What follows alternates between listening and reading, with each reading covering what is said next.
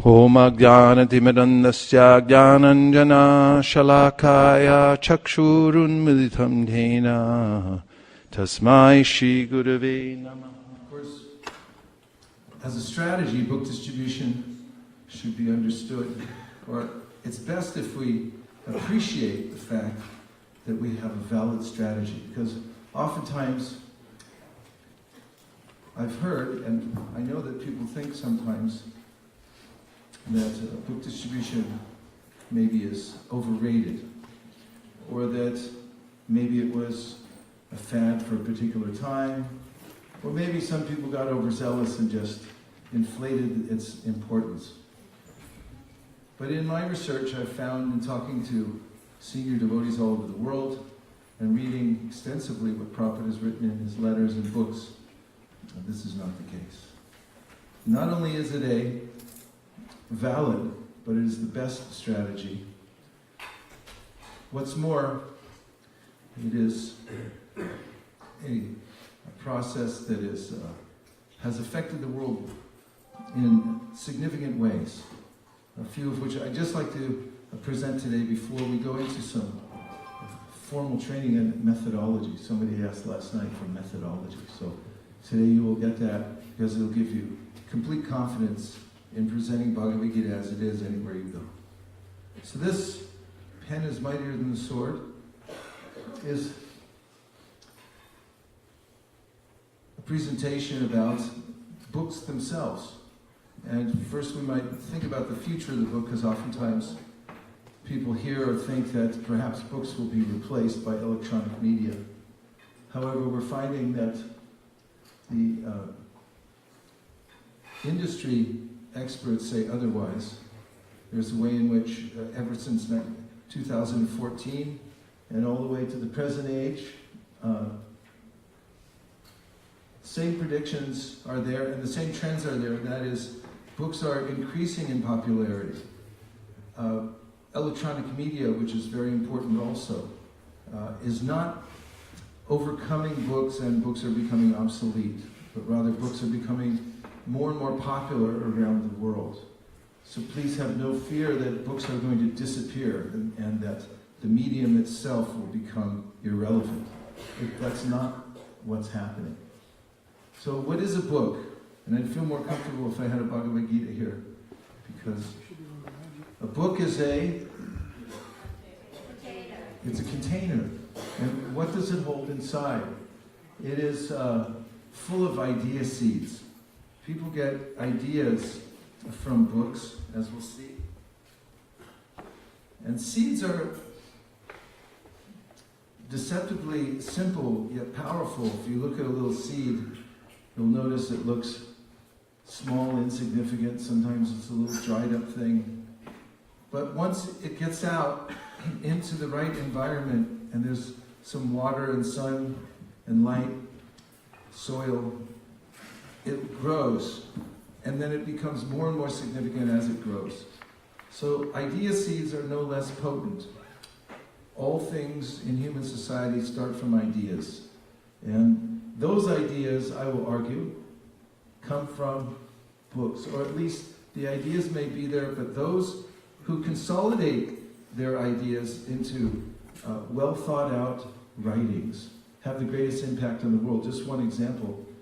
When we were just in Washington, D.C. a few days ago, we went to see the National Archives, and there we looked at the Magna Carta and the Constitution of the United States, the Bill of Rights, and so forth. They're enshrined there, literally. And there's a way in which the United States of America has hung together, come what may, over the last couple 100+ years, and it's on the basis of these writings. There's an agreement, a consensus, and it's written down. And once it's written, it has force, it has power.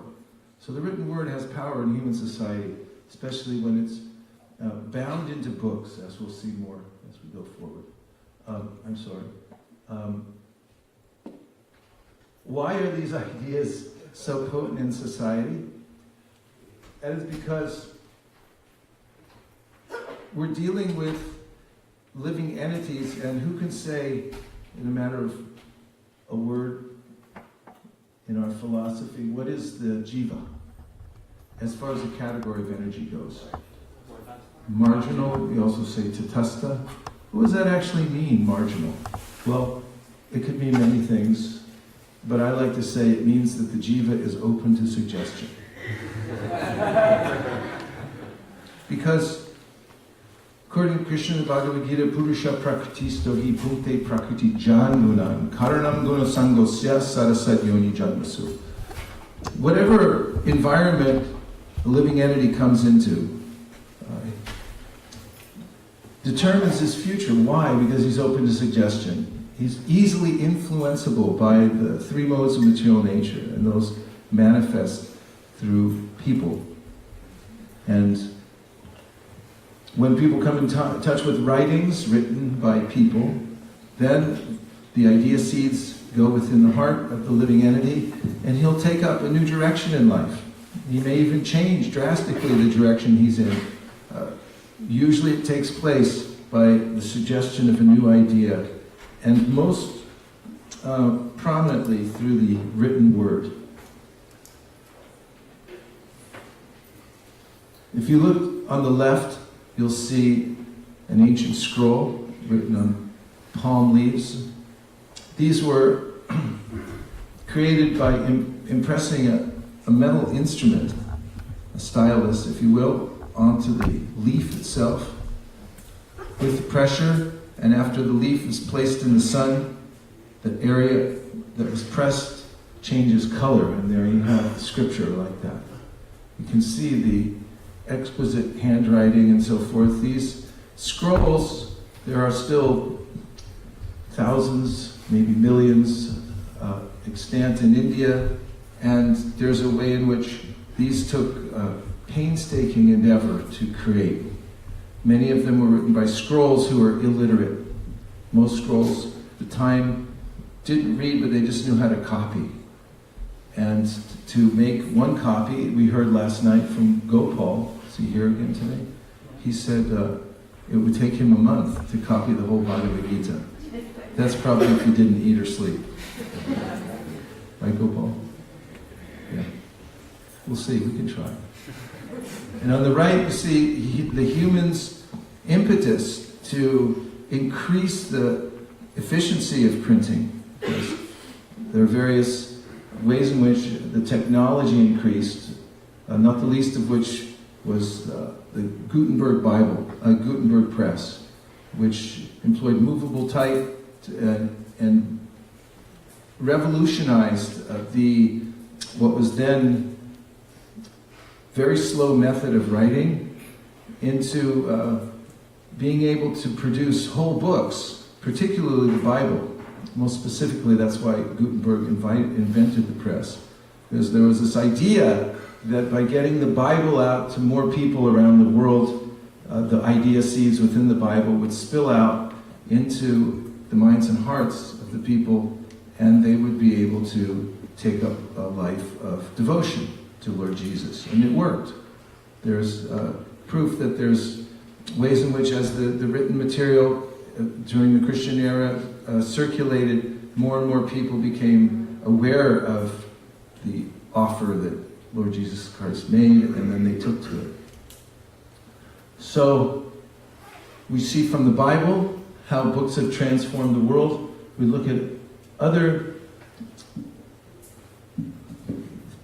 genres. For instance, just a quick survey, who here has heard of the theory of evolution? Most of you. Okay, and who here has a copy of Origin and Species in their car? How about at home on the nightstand? How about on the nightstand? No? Somewhere in your house, in a box. One scholar over here who just finished graduate school. And other than that, most people don't have it. Most people haven't read it.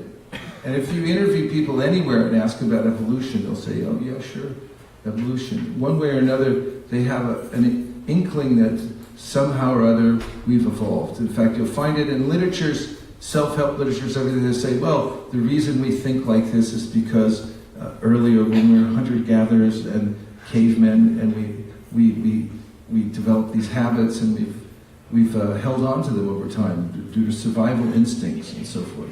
This is assumed that this is correct. And where did this theory and this whole ideology come from? It came from a book. The book went out, the idea ceased to spread out. People took it seriously because it was bound and made available to the world. Somebody compiled it. And now that philosophy pervades the world. People are very, very much familiar with it, even as the book is not available so much. There are also economic systems that people take as the absolute truth, ways in which they'll fight wars for various economic systems. And these come from people who thought about it carefully, wrote down, for instance, many of you know Adam Smith and The Wealth of Nations, which presented very cohesive theories of economics that now pervade the world. Fidel Castro was in jail, and as he sat there thinking about how to change Cuba, he wrote in lime juice on blank pieces of paper his ideas for rearranging society. And the lime juice can't be seen until it's exposed to sunlight. So his fiancée, Mitra, at the time, would come to visit him in the prison and take these apparently blank pages out and expose them to the sun. She compiled them along with others and got them out to the greater population. And when he finally got out of prison, they were ready for revolution. Why? According to historians, because of his writings. History will absolve me. It was a powerfully written document that the ideacies of which spilled out into human society in Cuba and made all the difference. Here in these great United States of America, we have, we may take for granted that, yes, we're the United States. Well, how did that happen? Those colonists who were not satisfied with being subjected to the influence of the crown in England, then began to come together to talk about breaking free. But according to historians, again, the catalyst was this little book, which is called Common Sense by Thomas Paine. Still today, the best-selling book per capita of any other book in the world. These books were sold in the colonies, and almost everyone bought a copy. And they read it, and they were galvanized to rise up and take to the revolution, which resulted eventually in these United States of America. Of course, backed by documents like the Magna Carta, which was the blueprint, really, for the Constitution of the United States of America. All the written word. Human beings respond to this organized form of thought. When it comes into books, they read it, they take it seriously, and it changes their hearts. So, as I expressed last night, Sampradaya means to give. It means to give a gift. And the greatest gift that we have is the knowledge that's being passed down from Krishna himself. Sri Chaitanya Mahaprabhu himself distributed books. At the time he found the Brahma Samhita at the Adhikeshava temple, he had it copied many times and made it available to all his favorite disciples. Same with the Sri Krishna Karnamrita. Now, let's take a look at this picture, and you're all familiar with this, right? Yes. Right. Take a close look at the picture. You may not have noticed before, but what about it seems anachronistic? Somebody say? The book. Who said a book? Everybody agrees. What's strange about that? Books are all over the place. You can get books anywhere nowadays. Oh, there's no written book. Nothing else. And there was, where was that book printed at the time? Rabindra Prabhu, who wrote the foreword to my book, Our Family Business, he comments in that, in one of his paragraphs, he said, because we are known as the Sampradaya of the book. So you'll notice that in many Gaudiya Sampradayas, or those, the pictures of Brahma are shown with him holding a book. It's meant to show what is our purpose. Our purpose of Sampradaya means to pass down the knowledge, to make it available to human society as much as possible. But let's look further in our Sampradaya, those gift givers. Who's that? I'm just noticing something about the picture. What does he have on his lap there?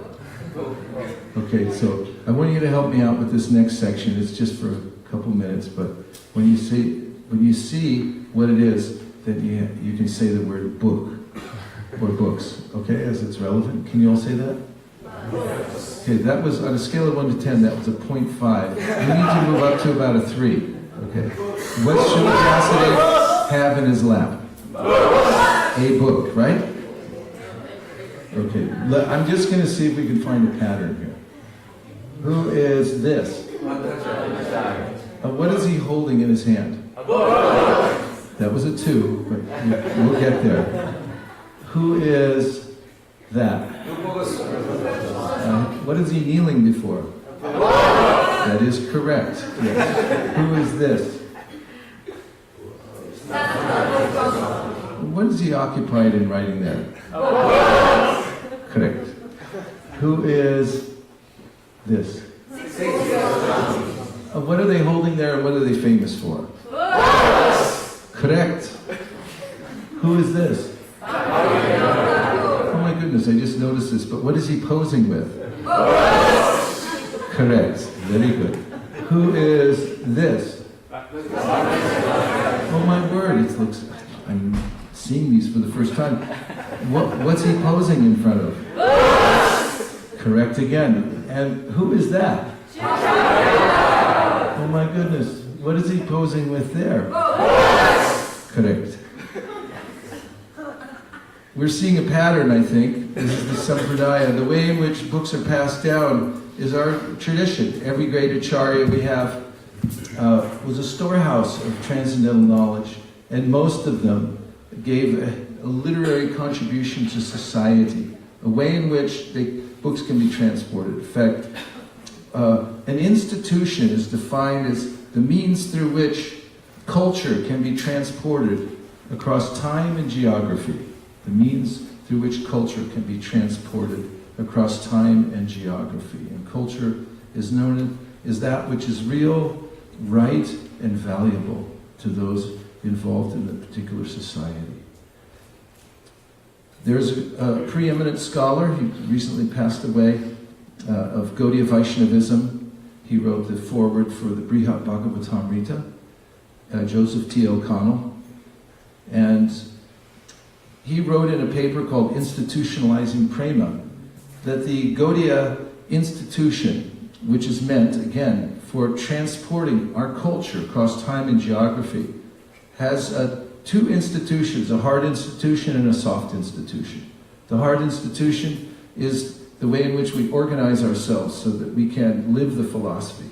And he said, but the more efficient institution for Gaudiyas is the soft institution. And he says that's the Gaudiya writings.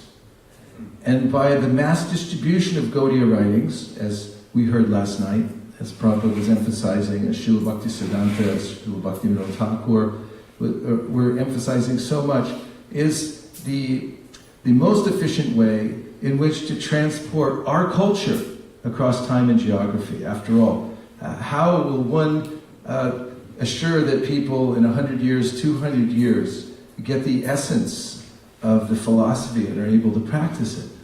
You can employ the little mantra we had. This is Joseph T. O'Connell's contention.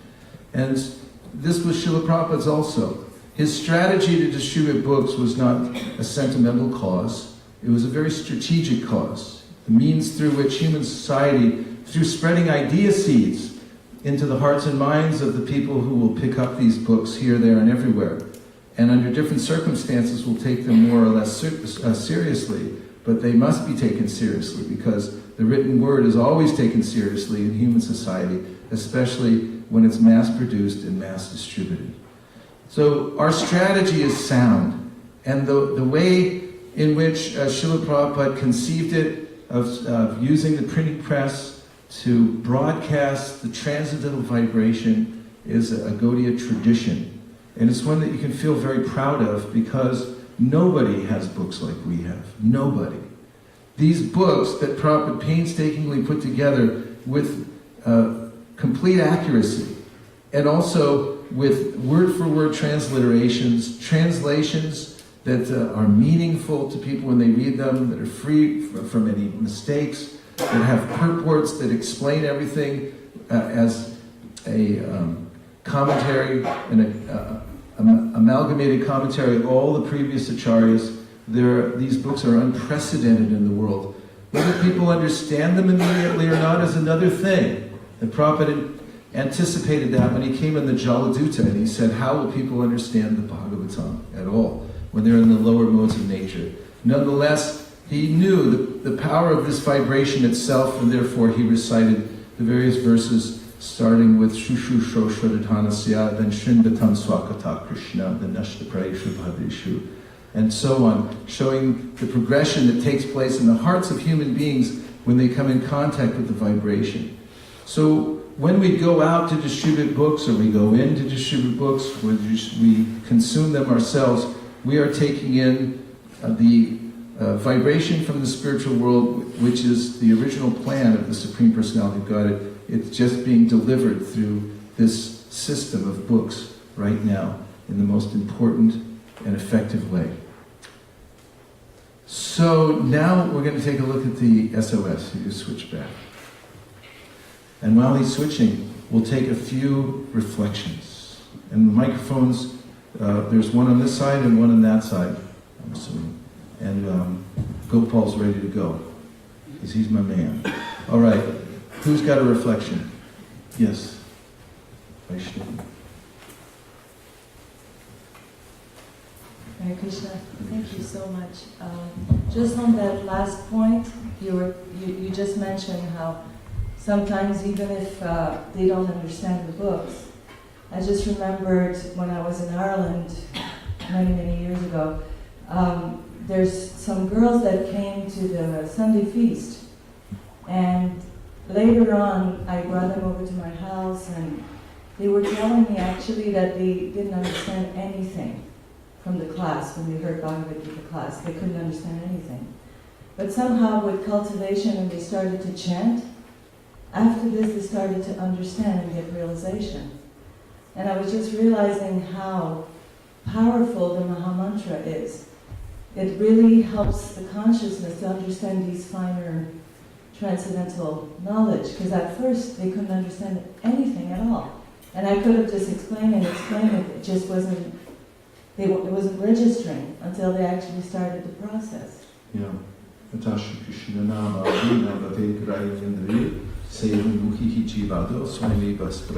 you begin yoga with the tongue, then Krishna will reveal himself to you. Dara Brahma Dasi, who I wrote about in my book, received a Bhagavatam in a mall, and she had no intention of buying a book at a mall, nor did she know who the person was who delivered it, except she just felt that he was spiritual. She gave a healthy donation at the time, which was $20 back in 1970 or so, or earlier.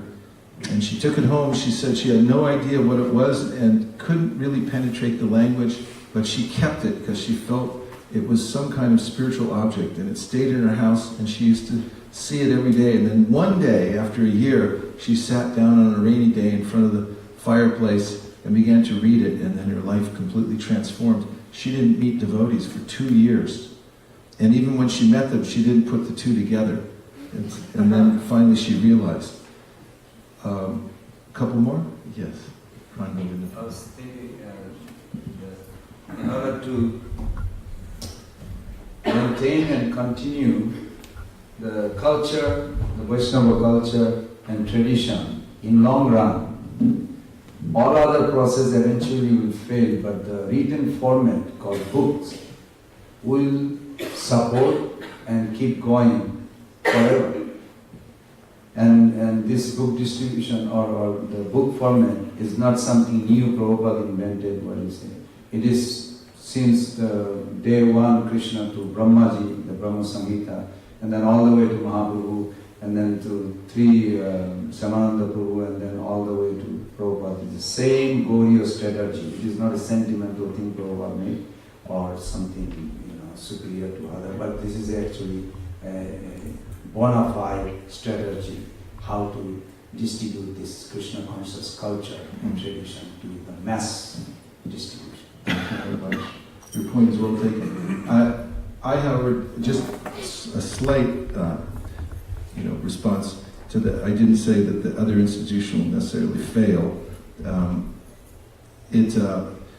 They go side by side because one has to support the other. As you're bringing up, once people have the books and they need the other institution, I know you said in time, eventually. And there is a sense of that the way in which we try to hold things together with brick and mortar or other kinds of organization, there's a strong push of time that morphs it into other things. But the literatures themselves persist over time. And this is the whole process actually called Shruti, through which the Vedas are preserved. In fact, one of the ways in which we've been really successful lately in selling full sets of Bhagavatams is we slightly tweak the way we present them. So we started an organization at the beginning of this year called Go Matsya, because Matsya, of course, saved the Vedas. And when we present the full Bhagavatams to people in their homes, we tell them that we've come there to enroll them as members of Go Matsya, through which they can help to preserve the Vedas in the world. And our motto is preservation through mass distribution and education. And although previously we were selling hundreds of sets of Bhagavatams because we were following the 4 laws of book distribution, and we got Bhagavatams, we showed Bhagavatams, we did sadhana, and we also organized towards it, we found that this slight enhancement of our presentation, offering them the opportunity to become the distributors immediately upon meeting them, enliven them. And now Go Matsya is spreading all over the world, and that's another program that you might be interested in here. Inviting people to become members, and there are different levels that they can enroll in. So now, moving on to the presentation from yesterday. We talked about the monthly Sankirtan festival. This is a well-organized program which invites everyone in the whole community, including those who have dogs. They should bring them along. And that everybody gets to go out together on book distribution, at least for that one day, at least for a few minutes, at least for half an hour, to feel what it's like to cross the threshold of one's home, to go out with everybody else, to distribute the transcendental knowledge in the form of books to people here, there, and everywhere. And these monthly Sankirtan festivals are fun for everybody. Starts with a morning program, breakfast, a little training, some Sankirtan, street Sankirtan maybe, but they're all different kinds of ways in which you can meet people here, there, and everywhere. The street is perhaps the most difficult kind. And then a meeting for lunch, as we'll do today, and then sharing the reflections. It's an extremely simple but powerful program. And recipe. Oh, you better give it to me. Near Kula, we need the wireless mics. Oh, these microphones. Okay, please leave the wireless mics on. Anybody with a wireless mic? Yes. Just make sure they're both on. And stay on, don't turn them on. And don't turn them off. So there's a few principles for doing a monthly Sankirtan festival. It's done at least once a month, and make it fun. Emphasize teamwork. Everybody's working together. In fact, we don't take any individual scores, and everybody's contribution counts. Whether they're cooking, whether they're driving, whether they're distributing, whether they're just encouraging from the sidelines, everybody's contribution counts together as the same. We don't emphasize intense competition. We emphasize competing against ourselves to walk across the threshold, to go out and do the right thing and experience what it's like. And to create fresh challenges as we move forward. There's ways in which you can create all kinds of exciting challenges so that everyone, the whole team, wants to rise up and meet it. And that's what keeps everybody motivated. And the other principle is to encourage the heck out of everybody. Because heck gets in people, and that it's like the gooey substance, like mango sap. You can't get it out of your hair. And so you have to encourage people all the time. In fact, that's why we're here together in community, to encourage people whenever you see somebody doing something right, or whether you just appreciate the fact they're still walking the planet. Give them a little encouragement. Even animals need encouragement. They get depressed too. I mean, everybody, every living entity. Prachodayat, we find that in the Gayatri mantras. Krishna's trying to encourage everybody. That's why the sun rises. That's okay, start over again, Let's try it. And you have to empower people. When we have these assemblies and we have brainstorming sessions, leaders arise. Like last night, Gopal. I noticed him because immediately he stood up and he made himself known that, I'm a leader. And he started taking a leadership role last night. And he's in there now. He's one of the leaders of our Sankirtan party here. And you have to notice that, because leaders emerge from all different parts of the community. And when you see it, fan the spark. Give them a position. There are unlimited positions in the Sankirtan process. You could create so many different branches by empowering and delegating services to people so that you can expand your Alachua book distribution empire. Apple started a little dusty garage. We've got a little closet here of books. But that will expand as we continue to expand the empowerment of all the devotees here. Then we've got ingredients. You have to have a mission and a vision, which guides you. We talked together to the board of directors at Alachua the other night, and every one of them was so encouraging and eager to expand the book distribution here at ISKCON Alachua. And Team ISKCON Alachua. What is it? TIA. Team ISKCON Alachua. And then you also need personnel. That means people taking different roles. You need to have Sankirtan spots. There's somebody who focuses on just getting spots and finding, especially legal spots, where it's fine for devotees to go set up. And you don't know until you ask. People say, there are none. How do you know? Did you go ask everybody?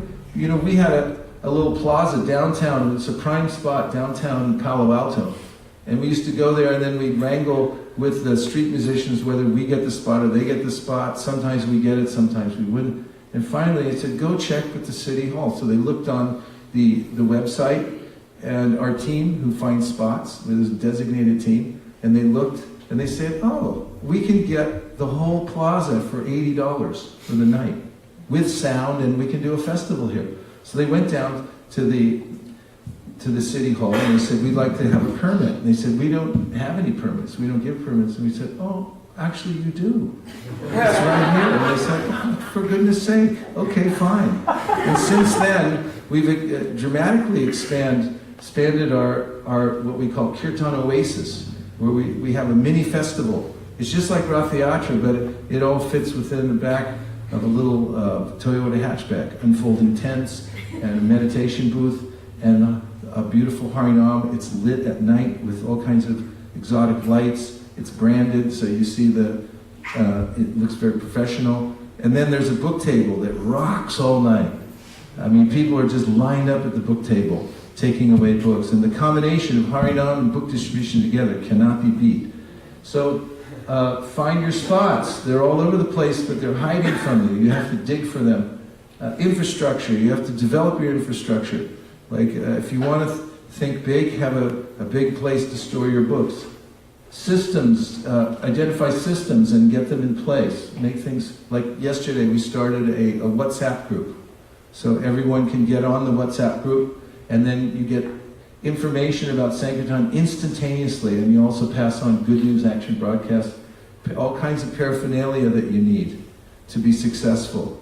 And don't leave anything out. Get what you need. It's a professional program. There's Sankirtan leaders, team members, fulfillment director who takes care of making sure the books are always stocked, accountant, count all the huge piles of cash that you'll be pulling in, credit card receipts, all kinds of donations in cash and kind that will flow into this community, because when books and devotees go out into the society, the money comes back so fast, you'll have to build like a special roof on here so it doesn't cave in. And communication director to make sure the community, everybody in the community knows that this is going on. And prasadam production team, most vitally important, because prasadam makes life worth living. For everybody. Stamps, labels, mantra cards, there's all types of paraphernalia you need. And when we go out for our first monthly Sankirtan festival, we just emphasize touching the pavement. We're not talking, nobody has to perform anything today. You know, all we have to do to prove to ourselves that we were worthy of our existence is that we just stay together as a team. We encourage each other. We walk out the door, we get in the cars, our hearts are pounding. What's going to happen next? I don't know what to do. Don't worry, you're just going to touch the pavement. We're going to our spots. Wherever they tell us to go, we're going to go there. And then when we get there together, we'll take a picture. We touched the pavement. We did it. We're done. And anything after that, if you want to mess around a little for a few more minutes after that, that's all extra. But we're not really counting that so much. We're just counting the touching the pavement. And that's something that we can do if we try really hard. The mantras for the month of Sankirtan Festival, repeat after me. Book distribution is high sadhana. We're going out for our own purification. Always better service. Always better service. This is the principle where you're always looking to find room for improvement. You write it down. You make a list in your personnel department. You make sure that's there, and you make at least 3 improvements every month. How many? 3. At least 3. Everyone always say at least. At least 3. If you make at least 3 improvements every month, you'll find that everyone will notice that things are getting better. It's growing. And when things are growing, everyone wants to participate, and they'll do more than necessary to help the program. A lot doing a little. A lot doing a little. Yes. The idea of a few devotees doing all the Sankirtan is not a stable program, because they might move somewhere, or they might decide to do another service. But if you get a lot of devotees, each doing a tiny little bit, which is what everyone can do, a tiny little bit. How much can everybody do, Gopal? Correct. Tiny little bit, then it adds up to a lot. A huge amount, and it's something that's very stable, and everybody can do their little bit. And I want you to repeat after me now. Book distribution, is fun and easy. See? I told you. Okay. Lots of fun, and now teamwork is important. And devotees out together in the sun, chanting, inviting people in, giving books. Start small with your monthly Sankirtan and then grow. That's our system. And here's a few tips to ponder. Pick the right fruits. When you go out on Sankirtan, don't feel that you have to convince everybody. You don't. What we're doing is going out and selecting, not convincing. What are we doing? Selecting, not convincing.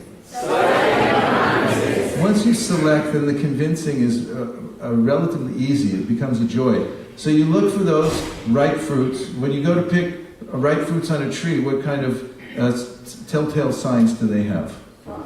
Soft, colorful, juicy, fragrant. Yeah, all those things. Now, let's look. Here's at Rath Yatra. This young man on the left with the maroon shirt just happened to wander into that environment, and he met this wonderful devotee. And can you tell from his body language whether he's a ripe or unripe fruit?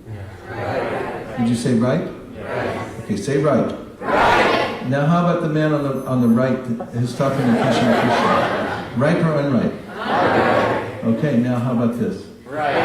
How about that? Right. How about this? Right.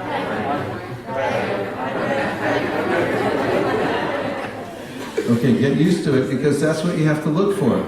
When you find somebody coming at you or running away from you, if they're coming at you like this, then you thank them and give them prashamanam or whatever you need to do. Answer your cell phone. And let them stay on the vine. And when you meet the ripe fruit, you go out of your way to accommodate them in every way possible. Now, Corn Explorer is something I stole from Charles Schwab, but it's very relevant to this Sankirtan process. 80% the systems, you already know what to do, know where to go, you've already tried it. But take 20% of your time and energy and invest it into new areas. Try new kinds of Sankirtan. Innovate. Go on the internet. I just raised $6,000 in the last few days because we put a button on my Facebook page and said, hey, we're doing Bhagavad Gitas, would you like to help? And so many nice devotees came forward and gave donations. And, that was an explorer for sure. And it worked. So you can try all kinds of things 20% of the time, and 80% do what you know works. Then our prime directive is? Leave everyone with a good impression. Yeah, leave everyone with a good impression. If you go out in that mood, then you'll be happy all the time.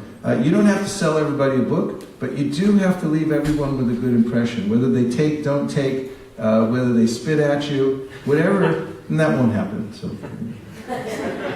So we have to be ambassadors of goodwill, and we are in the service. Our motto? Always better service. We are Krishna's. We remain humble and hungry. We go out for self-purification. We do service for service sake. I save one soul at a time, beginning with myself. Treat people with respect. Offer kind words. Focus on teamwork. Preaching means giving. Don't be condescending. Express empathy. Practice reflective listening. Make people feel special. Why? They are. All right, turn to somebody right now and make them feel special. Come on.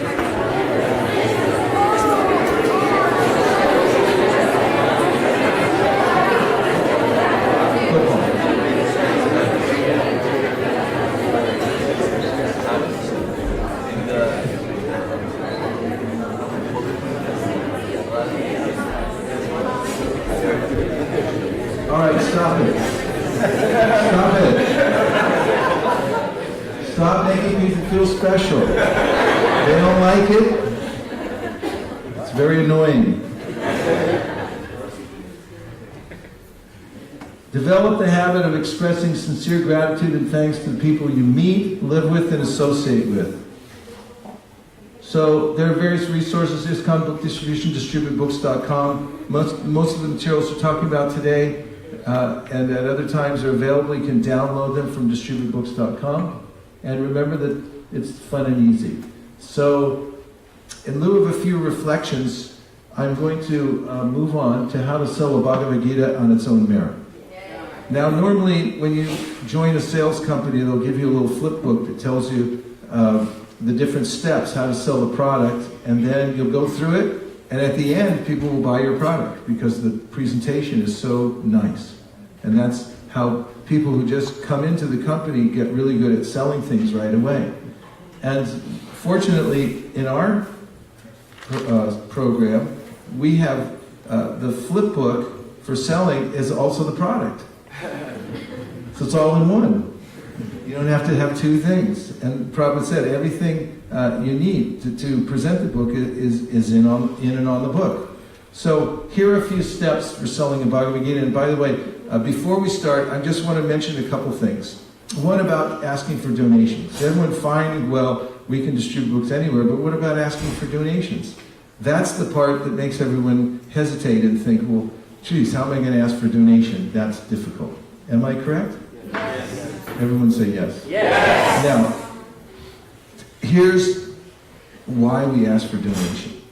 In the Bhagavad Gita, Krishna says, don't distribute this knowledge to people who are not devoted or austere. So, If you just go give out books for free to any old person, it degrades the process because they won't respect it unless you select them. And unless they give something in return, whether it's their attention or some of their energy, or money is just a token. It's a representative of their life energy. That's all it is. And so when they give something in return for the book and for your presentation and for your time, what they're doing is showing a little respect. They're taking some time to show their devotion, and it's a little bit austere. And you know that by mentioning the word donation, because then you see their face can sometimes change in its characteristic a little bit. So we know it's a little austere, just like if someone tells you to jump in a freezing cold lake early in the morning. So when we ask for donation, at least when I ask for donation, the way my request has evolved over time is what suits me. And this is what I say. I say, we don't sell the book like in a bookstore. We only ask for a donation. We don't need the money. The only reason we ask is when you give something in return for spiritual knowledge, it connects you to the previous teachers who have passed it down over many generations, and this allows you to enter deeply within the knowledge. Now, the reason I say we don't need the money, it's not because we don't like money. We like money fine. It's not like Prabhupada said, there's pictures, Giri Raj Maharaj mentioned there's a picture of a Mayavadi pushing away money. Prabhupada said, you make a picture of me and I'm paying it away. So that's not the point. The point is this. The point is, Prabhupada said, we're happy to live under a tree and chant Hare Krishna. But because we're Goshti Anandis, we go out of our way to interact with human society and make ourselves available for whatever donations people want to give. And we use those simply to build up the systems and the infrastructure in ways that people can take advantage of it.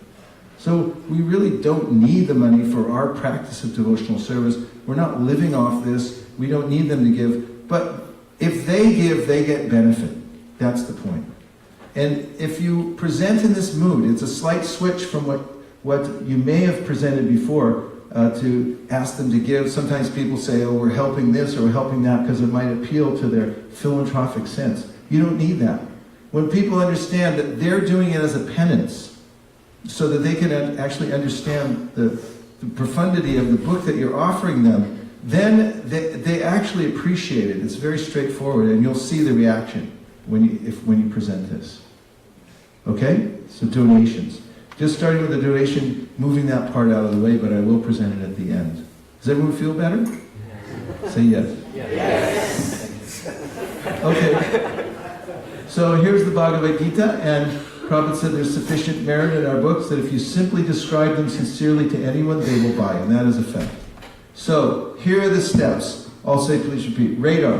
Radar. Qualify. Qualify. Trust the hand. Trust the hand. Give a nutshell presentation. Give a nutshell presentation. Show and tell. Show and tell. Compliment. Compliment. Humor. Humor. Engage. Engage. Sudhir, you here?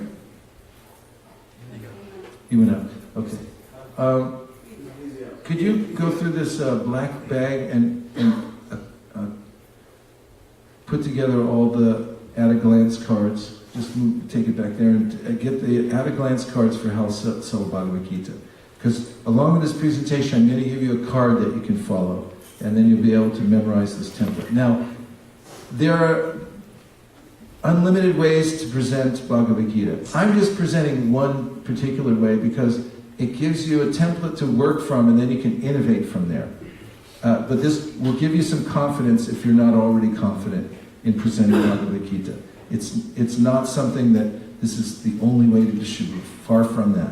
But just something that you can follow so you'll feel confident. And I've already guaranteed several times this will work. I promise you, if you present this particular way of showing Bhagavad Gita, they'll take it. And they'll also give a donation. Ready? Yes. Okay, so radar. So you might have encountered this system that there's a special technology that shoots out, it hits your car, it comes back to the machine, and it tells the arresting officer, no, I'm just kidding, the officer how fast you were going. So you have that same mystical power built in to your body. Because first I'll just say that book distribution is a conscious activity. It's about making conscious contact with another living entity. And now, how does your radar work? It's very effective. I want you to try it now because you have the apparatus already built in. Hold up your hand. There's a beam that will shoot from your hand when I give you the mantra. Point it at somebody other than me because I can't absorb it all. And when I say the mantra, I want you to repeat it and then see how your beam hits the other person that you're specifically aiming at, okay? And try to get their eye contact when you do it. 1, 2, 3, hi! And I want you to listen to the energy in the room now. It's bouncing around because those beams went out and they hit people. And now there's laughter and giggling, and the reason that is because you're all ripe fruits. When that beam hits you, you become enlivened, you feel it. I was at Lokan Vidarbha's house the other morning. They live on a slight ridge, and then there's another house several hundred yards away. And early in the morning I was up chanting japa, and I saw a man get up from work. He was looking out the window, and I just happened to look at him. He saw me. And I saw him, and both of us like, boom, what happened?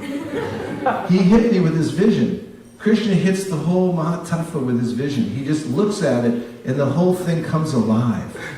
And we are parts of Krishna. When we look anywhere, we hit another living entity, there's a transaction that takes place that's otherworldly, because we're not from this world. And when we touch matter with our vision also, we transform it. It kind of changes from a car to my car. And that's a big difference.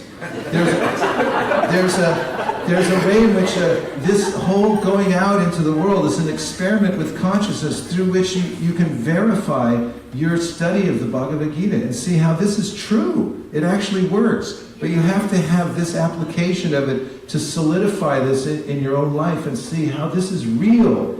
And that's why this is high sadhana. So if you use this radar and you go around, even if you don't sell any books, just practice saying hi to people, because that's a real stretch for some people. You just say, try it like hi.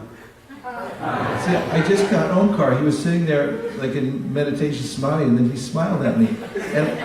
And so you can connect with people here, there, and everywhere. Now what you're going to find is how fast they're going, what their availability is, just by shooting with your radar. Because some people will immediately shut off, or they won't even open up at all. And what do you have in that case? Unripe fruit. And what do you do with an unripe fruit? Leave it outside. Okay, you grab it, you pull it, you break the branch, you drag it down the street. No? Say no, Vaisesika Dasa. Wrong, bad devotee. Ripe fruits stay on the tree. Just let them stay there, and that's why we sing Samsara Davana Lida Loka Tana. They're getting cooked. They're ripe. You don't have to cook them. You find the ones that are already cooked. And they're like, I'm cooked. I'm ready to come off now. So you look and see, and you'll notice some people immediately, they'll flash their consciousness back at you and you go, that's the ripest fruit I ever met. Some people will be a little bit in the middle. But if you're just starting, don't even worry about the people in the middle. Just go for the super ripe fruits and save yourself a lot of anguish and anxiety of trying to convince people who aren't interested. In fact, the Srimad Bhagavatam enjoins us to not do that. Ishvare taradineshu palisheshu dusatsucha prema maitri kripopeksha yakaroti samadhyama. The Madhyamadikari, the preacher who goes out and distributes bhakti, avoids those people who are envious, and then he goes back and prays for them. That's what Jiva Goswami says. This is sat achar. Let them go and say a prayer in your heart. Please, Krishna, please save them. But leave them alone. Now, in qualified people, they don't. If you walk up to people and you say, here, or you chase them down the street like this, they don't know why you're doing that. They assume, and when they assume, they come to the wrong kinds of assumptions and conclusions. So you qualify them first so they have a very good idea of why you're handing the book over. And I'm from California. Where are you from? Orlando. That's where Disneyland is, right? I love Orlando. Here, this is from California to Orlando. Now, he felt qualified because Why? Because he's from Orlando. I'm from California. Where are you from? Venezuela. Venezuela? I know Elon Chester. This is from America to Venezuela. Have you heard of Elon Chester? I went into a restaurant the other day in North Carolina, and we went in there, and I called for the owner of the shop. He came out and he asked what he wanted. I showed him the book. I said, I'm from California. Where are you from? He said, Venezuela. He goes, I'm best friends with Elon Chester. He goes, no, you're not. And I said, yes, I am. And I just came back from Japan. I was with him in Japan, and I pulled out my iPhone. See, there's me and Elon Chester. He called all the other guys. Did he take a book? Absolutely. He was qualified. So if you ask him a simple question, not a yes or no question, they say, I'm from California, where are you from? People identify with their homeland, appreciate it just for 1 second, and then say, okay, great, this is from my place to your place. This is a very thoughtful thing to do on the planet Earth, is to pass gifts from one place to another. Trust the hand. Now let me show you this, watch. Did you see what just happened? I'll show you again, just watch. Did you see that? The hand came out, took the book. When you look in this picture, you see the lady's hand? Now look at her face. She's not so sure about this. But her hand is going, sure, I'll take it. Because that's what hands do. Minds get all confused and they go, yes, no, yes, no, yes, no, yes. And the hand goes, I'll take it. So, be a little brave and put the book in their hand. And when they get the book in their hand, they have a visceral experience of the book. It changes the relationship. Now, as we're handing the book over, it makes a natural arc in the air. And as the book is making its way from my hand to their hand, it's good to insert a mantra. And here's a mantra that you can use, I highly recommend. Books on yoga and meditation. Books on yoga and meditation. To show you how to get free from stress. Books on yoga and meditation. To show you how to get free from stress. Books on yoga and meditation. To show you how to get free from stress. I'm from California. Where are you from? Venezuela. I love Venezuela. This is from America to Venezuela. Books on yoga and meditation that show you how to get free from stress. Just as it's touching his hand, the stress part is coming out of my mouth.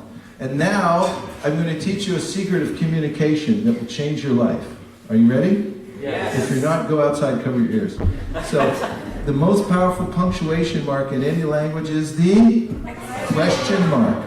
Because whoever's asking the questions is leading the conversation. Some people think if I'm telling everybody everything, I'm leading the conversation. No, you're not. It's whoever's asking the questions is leading the conversation, because if you draw a question mark with your hand, do it, what do you get?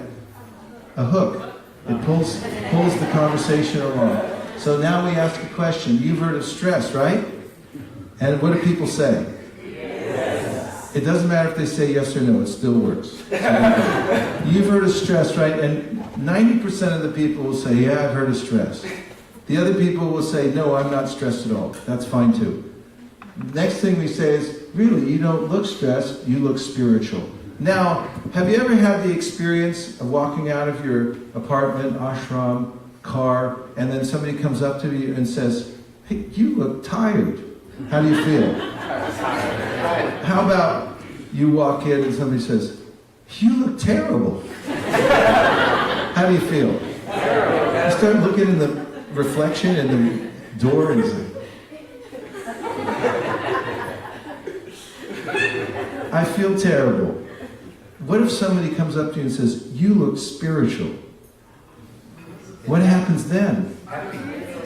They suddenly become self-realized. It's amazing. Because actually they're spirit souls masquerading as a material body. And if you go, you look spiritual, they start, you'll notice it when you say this to people today. They'll go, what? Yeah. That's how close they are to self-realization. It's just nobody notices. Everybody's telling them everything else except that. And that's why we're there. So you look spiritual. Really? You don't look stressed, you look spiritual. So someone says, no, I'm not stressed at all. I say, I could tell.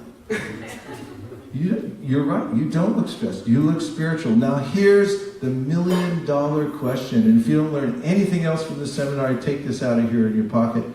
You ready? Yes. Say it. What's the secret? Turn to somebody next to you and say it. What's the secret? Oh my God, this mantra is so powerful. In fact, you don't need any of the other mantras. If you just walk up to people and you say, what's your secret? Your relationship becomes perfectly aligned for them to take spiritual knowledge. Why? Because people don't want you interfering in their life. People don't want you condescending and coming up to them and saying, change your lifestyle, you should be more like me. Here's a book, read it, change. They want to be on an equal level, or they want to be the one who are in the superior position. So when you ask this question, you change the relationship. You're no longer the condescender, you're their disciple. You say, what's your secret? You're spiritual, I can see that. So tell me what your secret is. Now those in the mode of ignorance will tell you that they smoke marijuana. Those in the mode of passion will tell you that they work out and they organize all their files and everything. And those in the mode of goodness say I practice yoga and I'm a vegan. But they have different reasons for expressing their spirituality, just as Krishna tells us in the beginning of the 70th chapter of the Bhagavad Gita, the way the three modes of material nature affect people. But when you ask this question, you're now poised to present it to them as if they're already qualified to understand the knowledge. Okay, so after that, I ask what their secret, they tell me their secret, and some people say, I don't have a secret, so you have to suggest one to them. You say, you must just come from a good family. And most of the time they'll say yes. And if they say, no, I don't, they say, you must just be a natural. Now, they'll agree to that, and when you take the book back, now you've handed it to them, correct?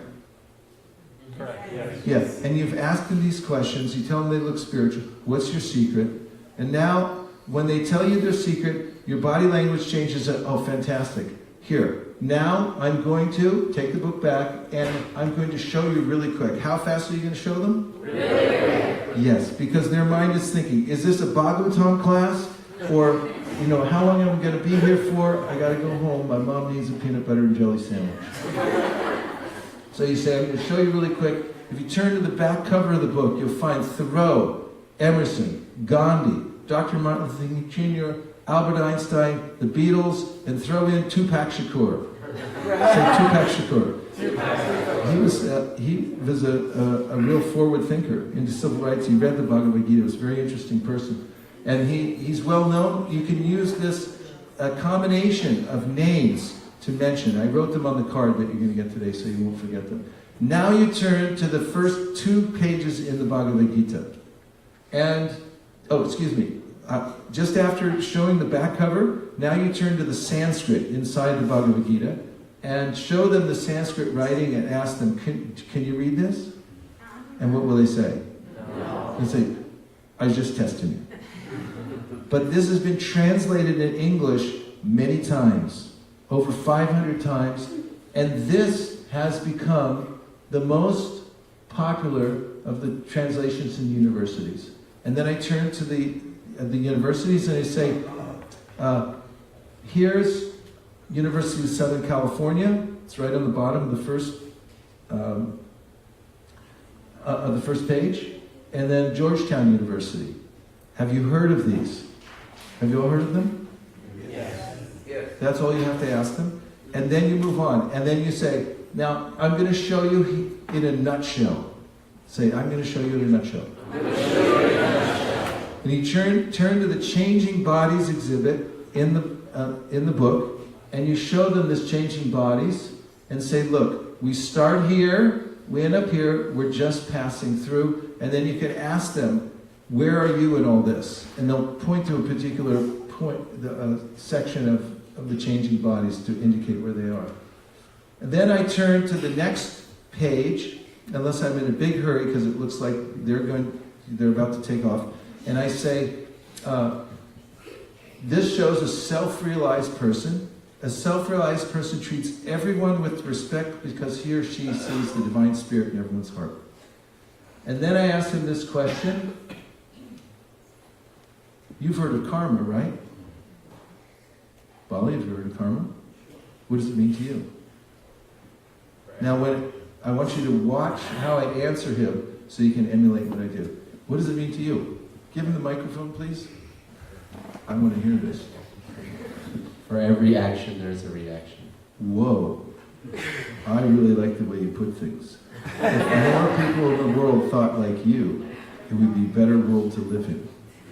We were somewhere, I can't remember where, but we met a group of young women who were going to their friend's wedding, and we presented the book, and I said to the one who was looking at it, I said, you've heard karma before, right? And she said, yeah, I don't believe in it. And I said, because I'm Christian. I said, but what does it mean to you? And he goes, oh, some idea about, what you do comes back to you later. And all the devotees had just been to the seminar. There was about 10 of us standing there. And they all went, whoa. I really like the way you think. And I said, if more people in the world thought like you, it would be a better world. And she bought the book. So, what a great explanation. I like the way you put things. If more people in the world thought like you, say this. Now, these two things, what's your secret? And this statement, if you just walk out with these two things, you'll sell books everywhere you go. If you just use these two, I guarantee you, they're so powerful, these mantras. They should be illegal. Okay. Then, we asked them, what do you do professionally? And what do people say? Different things. They say, I'm a civil engineer, I'm a Sunday school teacher, I'm a dancer. So then we say, really, this guy used to be a civil engineer. Really, this guy used to be a Sunday school teacher. Really, this guy used to be a dancer. And 50% of the people will start laughing. And the other 50% will say, really? And then you go, not really. And then they go, ha, ha, ha, ha. And just as they're laughing, that's when you hand the book back.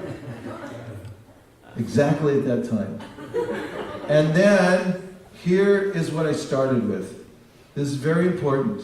To remember that you should not deprive people of an opportunity to donate something.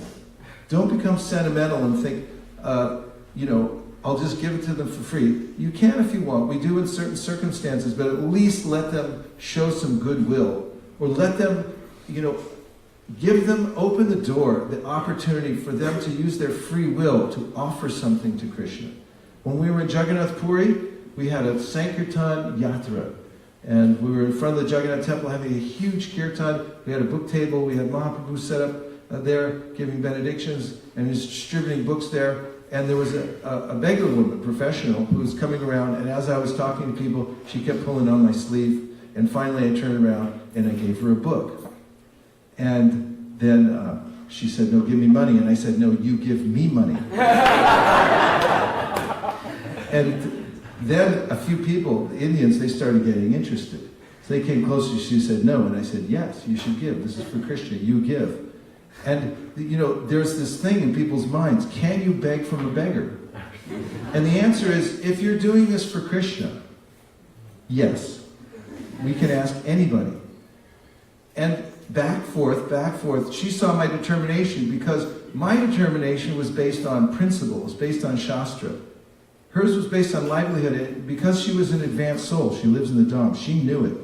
And after about a minute, she broke into a smile, she pulled it into her bag, and she gave a donation. And the crowd went, That's a kind of victory that you can experience every minute. Give people an opportunity to offer something. You don't have to, you do it with the way in which you explain to them why it's something that will do benefit for them, and let them choose to give. And you'll see, as you practice, at giving people free will to do this, the more and more they'll feel compelled that I want to help, I want to give something in return. It's natural. So we don't sell it like in a bookstore. We just ask for donation. We don't need the money. The only reason we ask, it's an ancient tradition. When you give something in return for spiritual knowledge, it connects you to the previous teachers who have passed it down over many generations, and allows you to enter deeply within the knowledge. Now, if you want to help them out more, you can say it costs such and such amount for us to print and ship and store, and anything over that is a donation. For instance, if it costs you to ship the book here, store it, do everything that's necessary. If you calculate it all in and it comes out to $10, you can say it costs us about $10. Anything over that is a donation. You don't have to say that, but that can help. And you can experiment with that in your core and explore. And when people say, I don't have any money, it's not true. They do have money, but they're just not sure about what to give you. Because they have a book here and they're not sure how much it costs. So sometimes they say, I don't have any money. So if you tell them, it costs about $10 if you get anything over there, then they could say, oh, well, I don't have $10. And you say, that's all right, you just give anything you like. And oftentimes when people say, I don't have any money, I say, just give a penny. Anything's okay. And then they'll give $5 or $10 or $20. Because it makes them aware of the fact that they're open to give whatever they like. Because we're doing this to offer them something and they can offer something in return. And if they don't have, sometimes people say they don't have money, and we say, perfect, we don't take cash. We take MasterCard, Visa, American Express, Carte Blanche, or Diners Club. Actually, before credit cards even came out, ways of accepting them in public, we used to say this sometimes. And then we found that, people would go, oh yeah, I think I do have some money right here. And then one day somebody said, okay, here's my credit card. And we say, oh, actually, I think I forgot my machine. So after that, we started getting in touch with banks, and we set up an account. But now, just on anybody could get the app, and you set up an account that goes right into the temple. And now you can just slide their credit card. They can sign right on the screen. And he's going to show us here because we have our technical expert.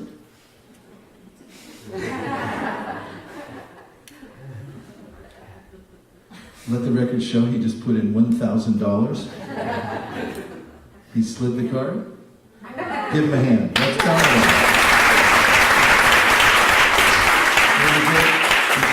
Emerging leaders of the Sankirtan movement here at ISKCON Alachua, Florida. Team ISKCON Alachua, TIA, key. So, donations. I won't go more into that because we're running out of time. There are a few comebacks. One principle is honor their objections. When people make an objection, honor it. And then just keep going on. So they say, I already know all about this. You say, that's great. I can tell by looking at you. I'm honoring the objection. I'm a Buddhist. They hand them the book. Say, I'm a Buddhist, and give it back. I'm Buddhist. Perfect. Here, I'll give you this one. Here's Sri Upanishad. See, the Buddha taught, and then you go on from there. Honor their objection and give them an alternative. Oh, great. Then I'll show you this one. Are you selling this? We refuse to sell it. It's too valuable. We just take a donation. How much should I donate? We're trying to keep it under $100. But in your case, we're thinking about making an exception. Okay, so when they give the donation, and they will, then ask them, do you believe in the power of prayer? And say that. Do you believe in the power of prayer? And if they say, no, I don't believe in God, I don't believe in the power of prayer, they say, perfect, I'll give you a mantra. If you say yes, then most of the time they will, because Americans are very pious. Then you say, I'm going to teach you this beautiful mantra that's meant to wake up love for God in your heart. Beautiful prayer. And you hand them a card, and you say, here it is, please repeat after me, you'll know how to do it. Are you ready? Yes. Hare Krishna, Hare Krishna, Krishna Krishna, Hare Hare, Hare Rama, Rama Rama, Hare Hare. Now give them prasadam. We have cookies, we have organic pops offered directly to the deity, as Prabhupada authorized this in 1972. New Vrindavan versus Batu Gopal, Cincinnati, 1972. It's there in the law books. Then, after you give them prasadam, then get their contact information if they're interested in knowing more about it, keeping in touch, and take time to thank them at the end. Thank you for your valuable time. Thank you for your valuable time. It's been a pleasure and honor meeting you. What's our prime directive? Leave everyone with your possessions. But what if they don't take the book? You should sneer at them, right? Yes? No. No, Vaisesika. Why? Our prime directive is to leave everybody with Good impressions. If you go throughout the day leaving good impressions to people, you'll leave no residue in the air, and you'll feel very blissful, and the people will start coming to you one after another by Lord Chaitanya's arrangement. So now what we're going to do is we're going to test our efficiency here by standing up in just a minute. I'm going to time you, and you have to form 2 lines. And if you don't fit in one line of 2, that is, you need to have a partner. You're facing a partner. And so there's a row on this side and a row on this side, and you're each one has a partner facing. And on one side, everybody's holding a Bhagavad Gita, which is just coming out now. And on the other side, person is empty-handed. And I need you to stand up and form these lines. You might have to do 2 sets if there's not enough for one long line. But when I say go, I want to see if you can beat the record that was made in Baltimore by organizing yourselves as quickly as possible. Move things out of the way and see if you can get the books in your hand. On your mark, get set, go. You've got 2 minutes in order to beat the record. And I'm timing you now.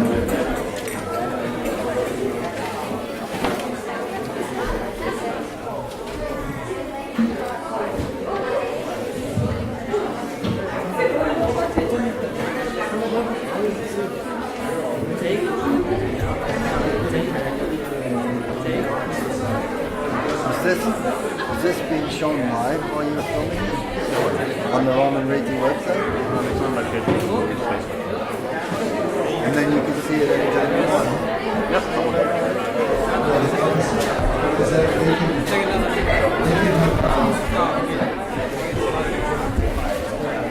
Okay. Get your lines, make sure you've got a book. You've got about 13 seconds to break the record.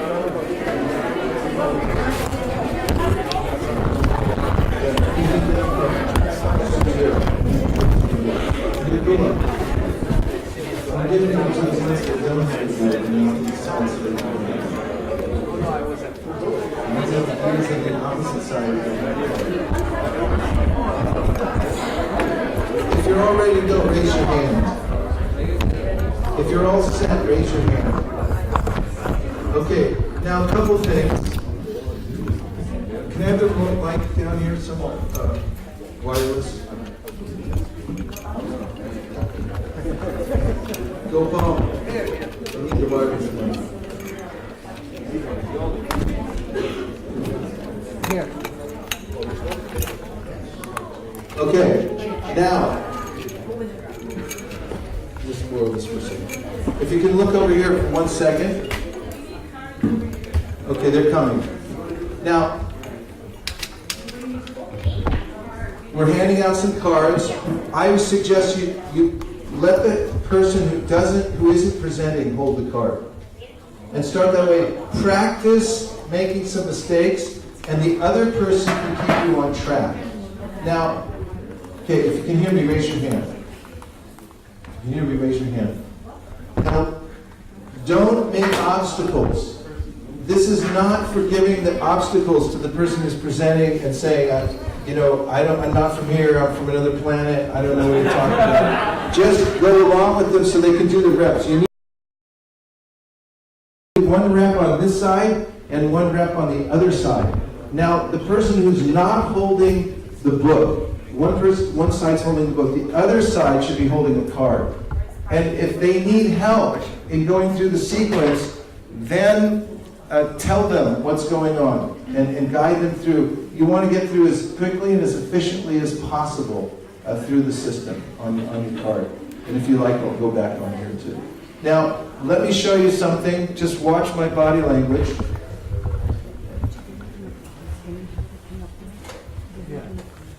Okay. So, oh, there's a package in there. Did you open the package that was sent? It had been mailed. It was sealed.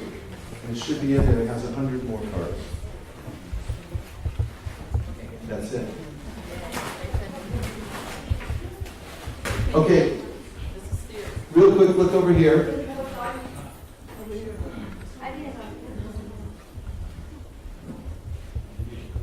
Everyone looking? Okay, watch.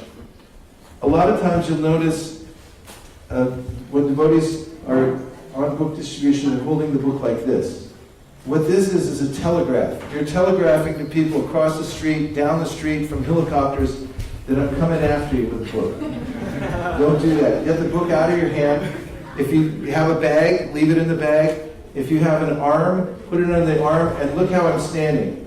Look at this. Try this. Cool as a cucumber. Stand back. You're not like this. You're like this. Let them come to you because you're looking for the right fruits. You're not chasing anybody. You're not trying to convince anybody. You're going to use your radar to contact people. Get people from across the street. And you'll see body language, everything, right fruit. Then when they come over, you qualify them first. And after you qualify them, then the book comes out in your hand. Okay? All right, so go through on one side and then stop. And we're going to ask for any questions, and then we're going to switch over to the other side. And just try to go through as efficiently as possible so you get one round. Any questions before we start? On your mark, get set, distribute.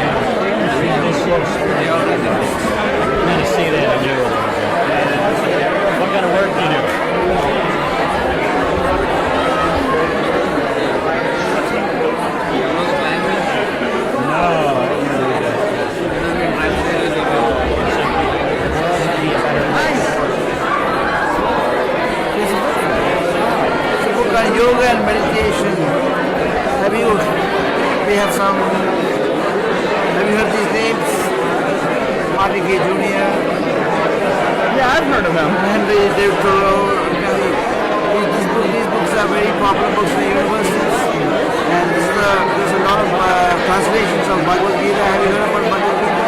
I've never heard of that. Okay, Bhagavad Gita is it's an ancient text from the East India, and it is Focus on me. it's ancient text from India, and it's a book that tells you a lot about meditation and stress. Well, I mean, I'm a Christian, so... That's great.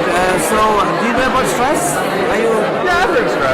Okay. This book will tell you a lot about how to get free from stress, but you don't get stressed at all. What's the secret? Well, you know, I pray at night sometimes.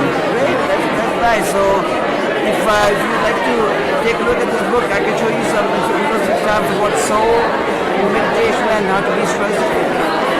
Raise your hand if you've gone through one side already. Raise your hand if you haven't finished one breath. Okay, take a couple more minutes to go through the first breath.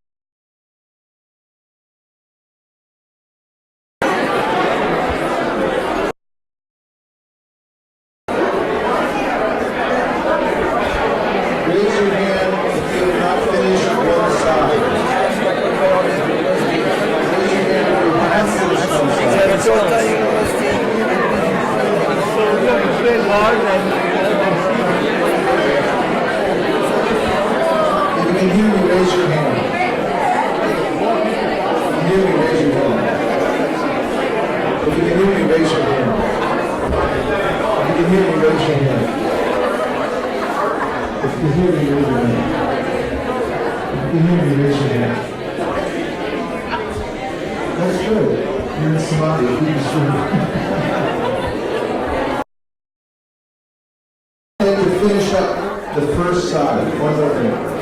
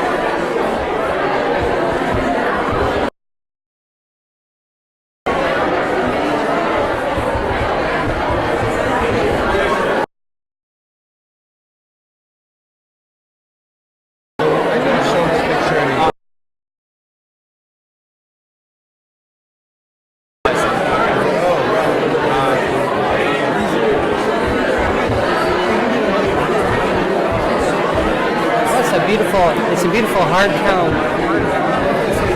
It's like meeting people from New York.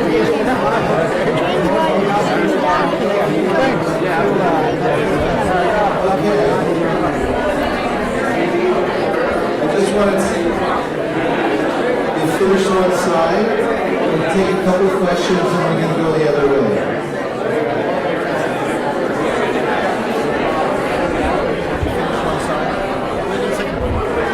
Hare Krishna, Hare Krishna. Okay, just most of you, I think, have finished one side, right? Okay. Any questions?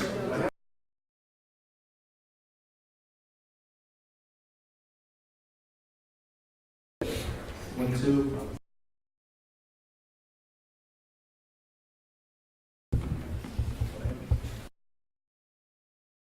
You start with the donation part, but that's how you start, isn't it? No.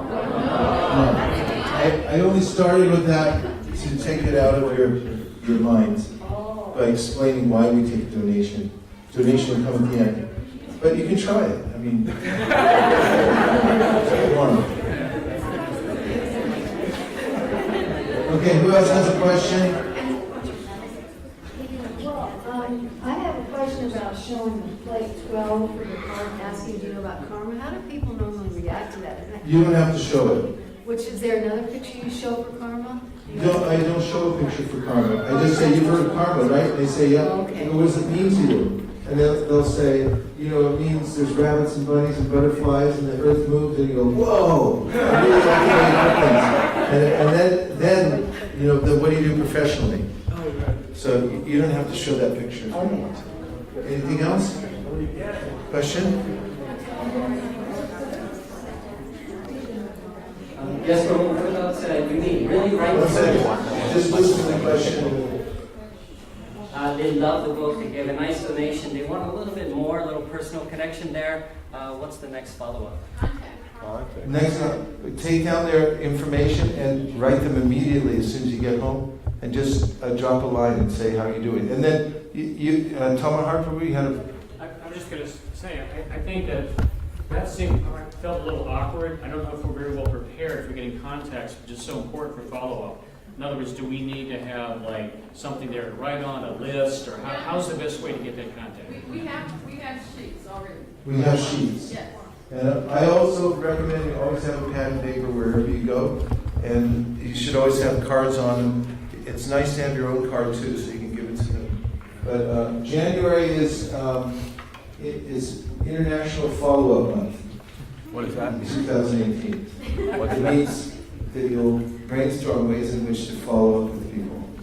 Quick question. If somebody's, you try to show them the book and they say, well, I'm kind of rushed for time, and they unwrite, or you just shorten it and give them a small book? So we'll take communications 101 later, but one of the ways in which to deal with questions or things like that is to ask a question. So people say, I'm in a big hurry. Then I ask them, are you in a really big hurry? They'll say yes. And then I say, version.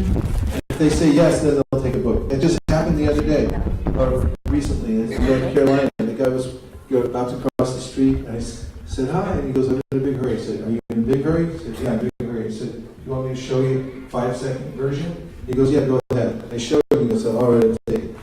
So you ask them that. Give them permission. Don't force people to stop if they're in a hurry, but you ask them, you want me to show you the 5-second version? And then you can just say, look, it's spiritual books. We don't sell them. It's just for donations. We're spreading the love of God. Would you like to give? Sure, I'll give you something. Okay? So let's go the other way. Yes?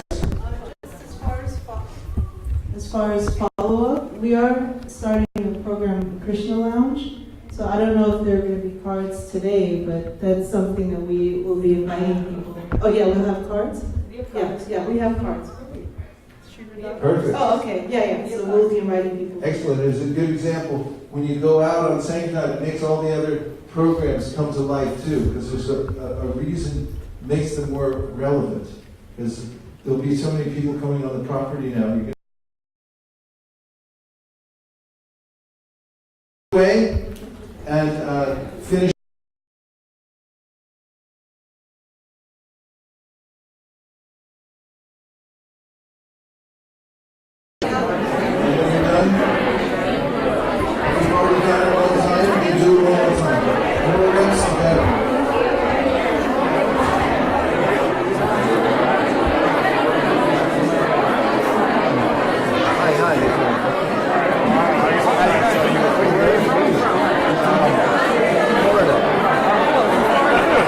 Getting into my corner.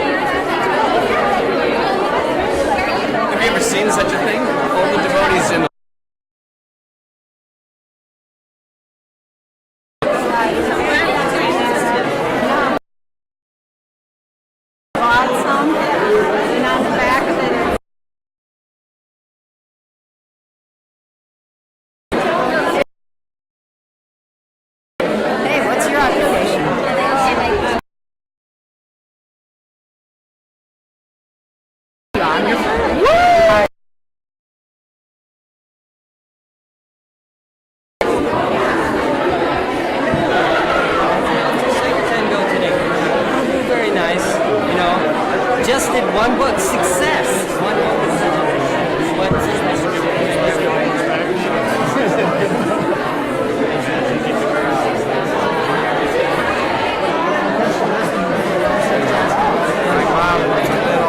Little bias.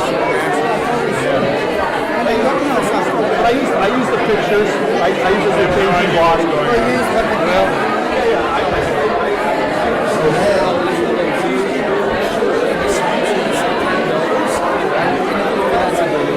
Finish up. Last 10 seconds. I never noticed that.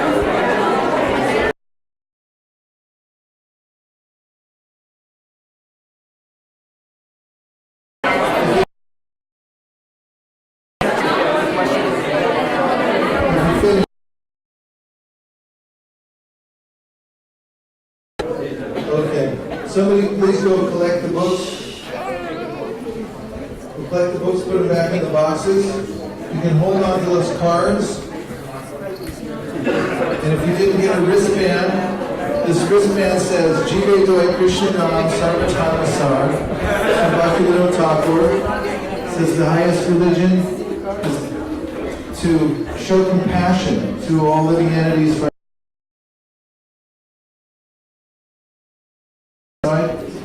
And if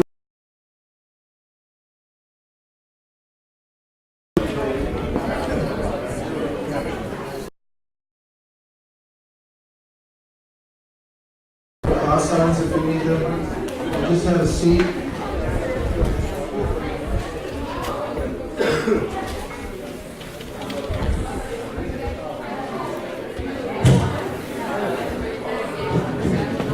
Everyone sit for a minute.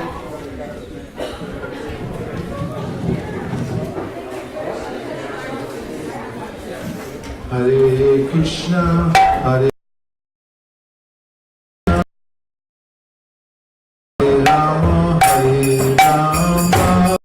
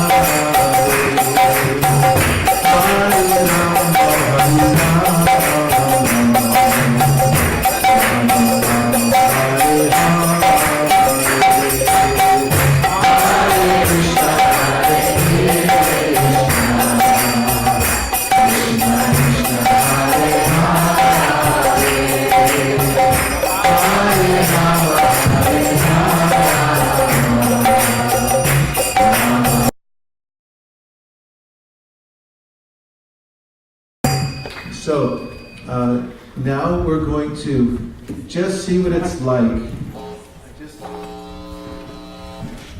Just a practice session to see what it's like to go out together. There's no expectation at all to distribute a book today. That's not what this is about.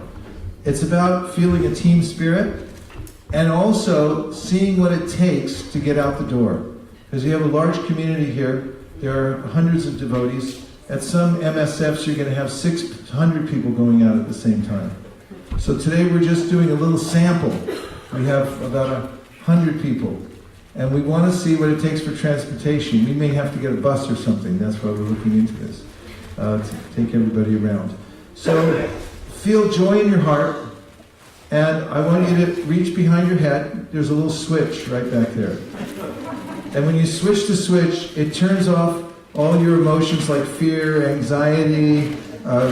I think my mom's calling me home to make a peanut butter and jelly sandwich. I'll come back to the Sankirtan later or next time. So switch it off. When I say 3, 1, 2, 3, switch. Now you've become robots, and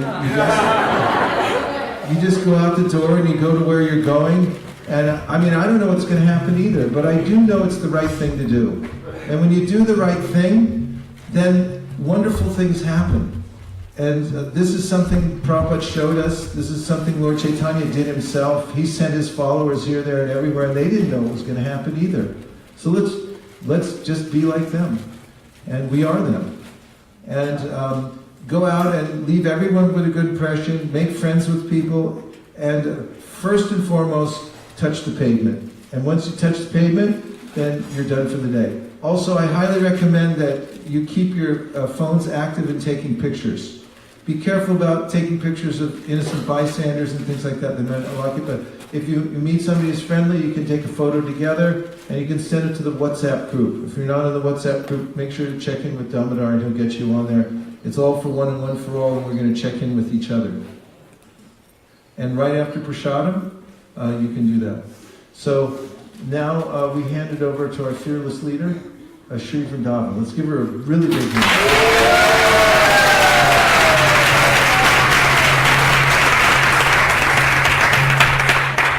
Hare Krishna. Sankirtan Yajna ki jai. So thank you so much for all of you coming here and being so enthusiastic about book distribution. So our next step, as Prabhu has said, we are going to go for book distribution. But before we do that, we have to have another very important activity in Krishna consciousness. Prasadam. Yes. So Prasadam will be served under the pavilion. And right after that, we want to leave as soon as possible. Schedule says 10 to 11. If you can all finish Prasadam by 10:30, at the most 10:40, please come here and we will then assign you to your groups. So we have 7 team leaders. And I'm seeing many faces who are not in my list. So if you are not on my list, then you will have to touch base with me. Maybe I'll come around during Prasadam and ask you whether or not you're coming. So we will meet here. The best way of doing it, that we call out each person's name. Off, and then they can just gather in their groups. Alright, so there's no more than 9 or 10.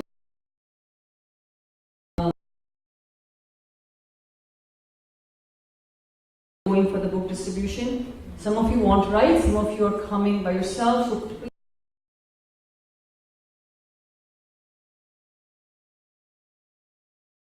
together, I have the addresses for the place. Store book distribution. So very important is that Vaisesika Prabhu will come to each group and be with them for at least 20 minutes to half an hour. So when he comes to your group, we have instructions for the team leaders what they'll do. So you can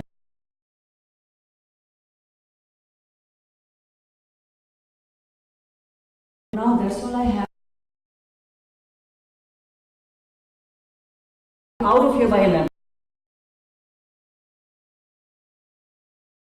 20:30. We want to be back here at the temple by 3 o'clock. So we want to be back here by 3 o'clock for lunch.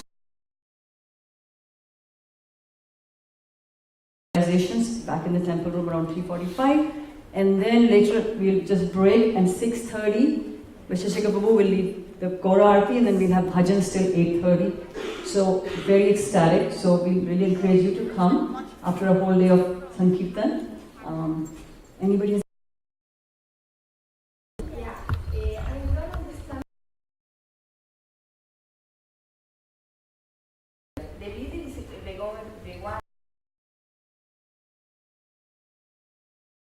they will have books, they will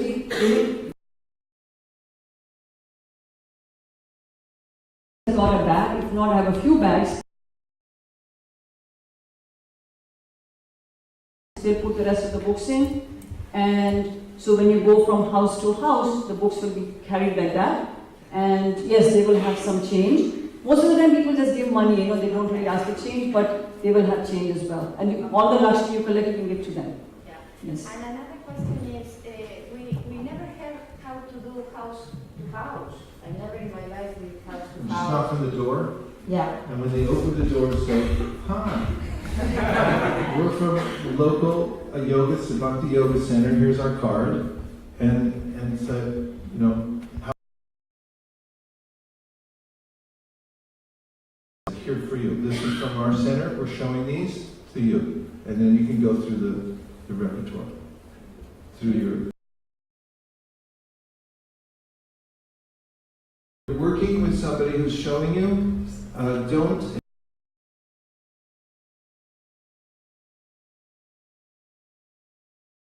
By the way, we have a website. Ask you for help.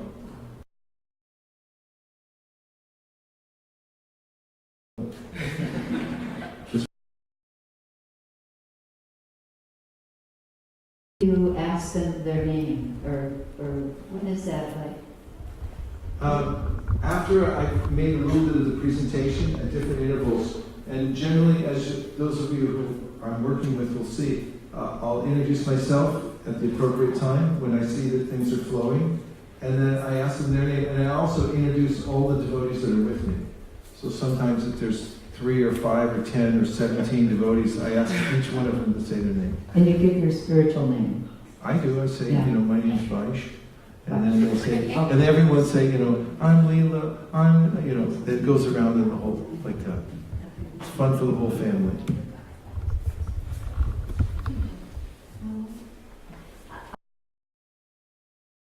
That picture there with the devotee that was trying to send me the book with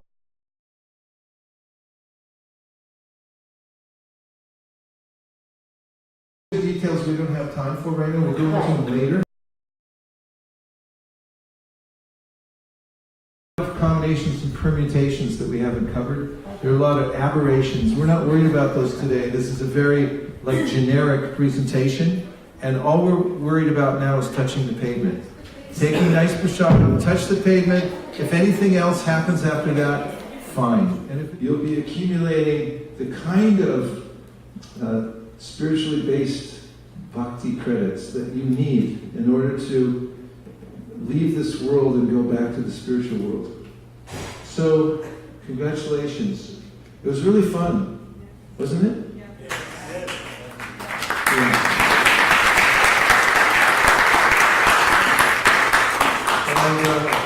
And it was pretty smooth too. And I think we learned a lot today. We tested the limits. We went. A lot of us went out and we saw where there's room for improvements. We recorded a lot of them. So at the end of this sharing session, we're going to have a lightning round of room for improvement, and we'll write them all down in one place, and then we'll make a priority list, and we'll get at least 3 improvements every month. So every monthly Sankirtan festival we'll see 3 things, at least 3 things that are better than the last time that we went out. And now the best part of this is to hear what your realizations were. Please try to talk about what happened today, your realizations from today. And we have a lot of devotees here. We'd like to hear from everybody. So tell your stories or your realizations. They can be short or kind of medium. Short or short, yeah. Short or shortish. Okay, so who would like to start? We can either go around and just pass the microphone around so everyone goes, or you can raise your hands and go spontaneously. You would like to go? Okay, go ahead. Let's go spontaneously.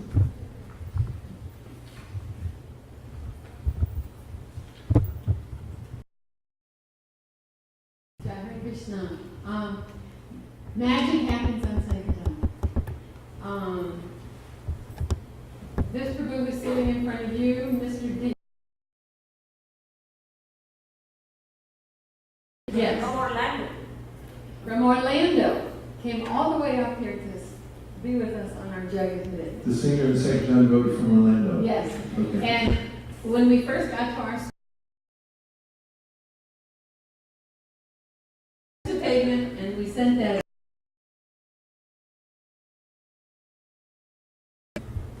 And when we being the team leader, I was trying to organize everybody, say, okay, we're going to do this and this, let's all stay together. You know, that's the big thing. He immediately, the person did the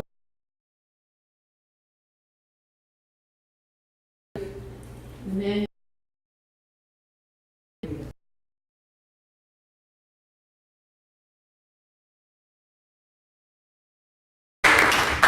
And he continued. And how did that make you feel? Magic happens on Sankirtan. It's like absolute positive. It happens. Fantastic. Okay, who else? Realizations from the day. What happened? Okay, right up here.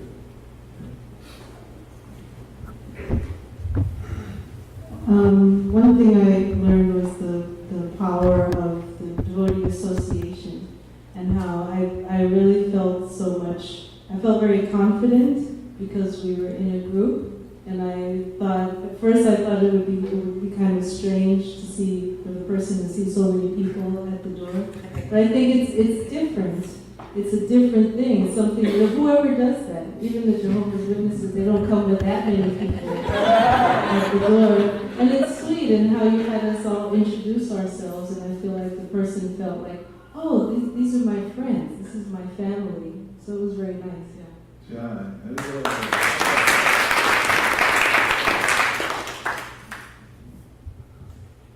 keep coming.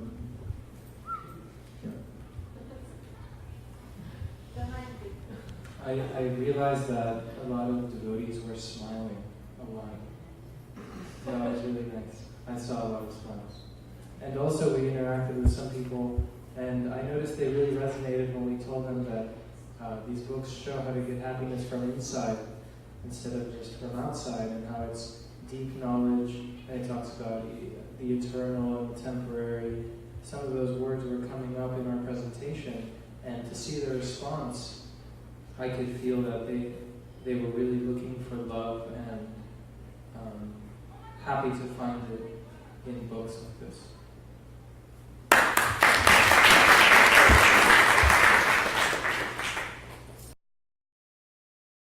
From the Krishna House. Today was a very special day for me. Never thought that I could distribute books. I didn't think it would be my thing. I'm all about prasad and kirtan and a whole bunch of other things. So it started off, we went out, and I started off doing 20 push-ups on the pavement. That's a new one. We'll have to After that, I just had this energy. I went up to somebody sitting down, and he was doing a crossword puzzle, and I just engaged him, had a nice conversation with him.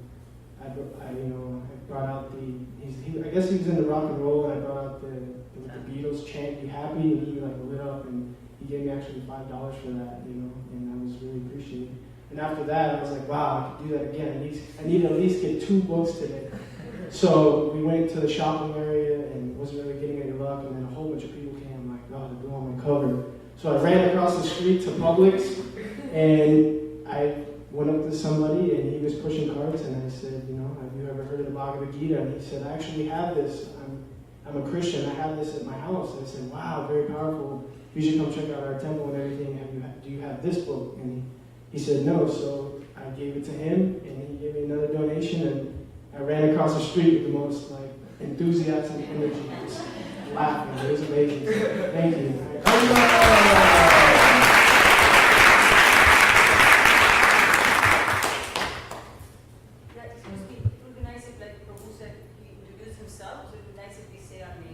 Yes, please say your name. Hi. Go ahead. Hi, Krishna. My name is Damayanti. And I had a great Sankirtan leader, and she showed the example. We were in a store, and the lady kept giving the reasons she didn't want.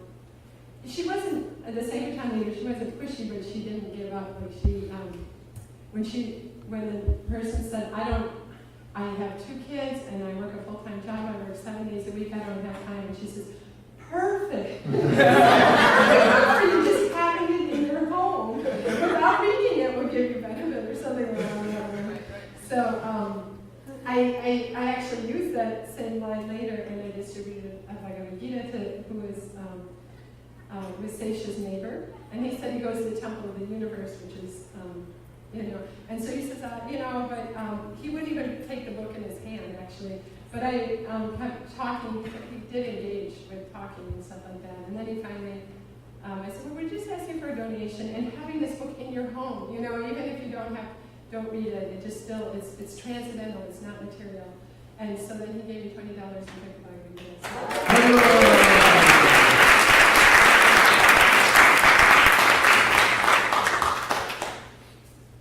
My name is Nishda Lakshmi, and we distributed books together. And one special instance was when we approached this man, and he didn't really look interested.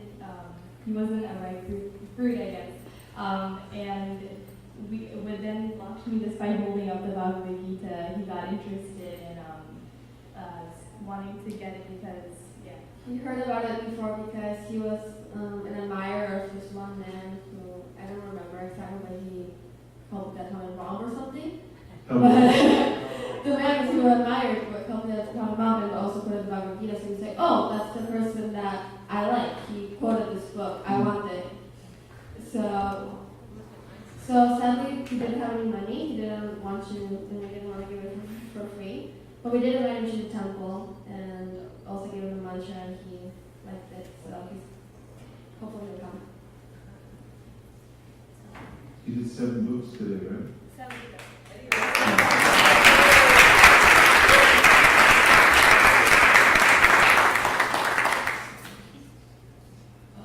My name is Gopal. I was just appreciating one of the last people that we saw was when Vaisesika Prabhu was talking to this man who was very much in the mode of ignorance and with a huge bunch of devotees. So so he went in. He wouldn't even give a pencil or a paper or a paper clip.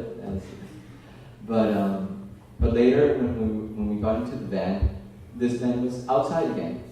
Wow. And he was. It seemed like somebody left a mantra card, a bookmarker, right? And he was looking at it. And he took it inside, and he was like almost appalled. But he was like in a very very friendly mood with us. So it seems like his demeanor, at least towards the devotees, became very favorable. So I was just appreciating that very much. Wow.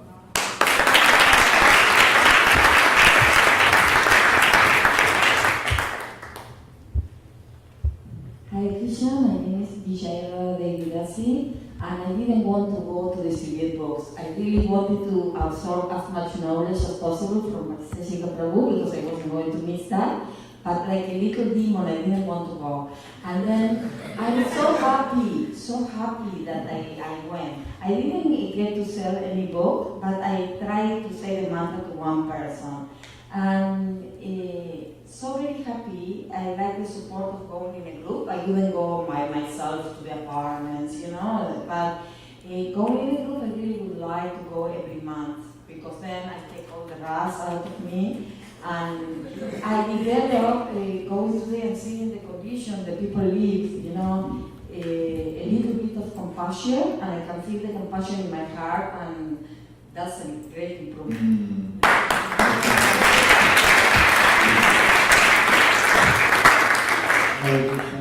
I'm Adi Parthadas. I found that people were very nice. The people, even though they were, not obviously upper class people or anything, but they were all very polite and they listened and they didn't slam the door in your face, and there was a lot of nice people out there. And I also found that the devotees that were with me, they were so fired up that they just wanted to start off by themselves right away. They wouldn't even let me show off. So they did pretty well, actually. Yeah, so they fired up to give out the mercy. They're great.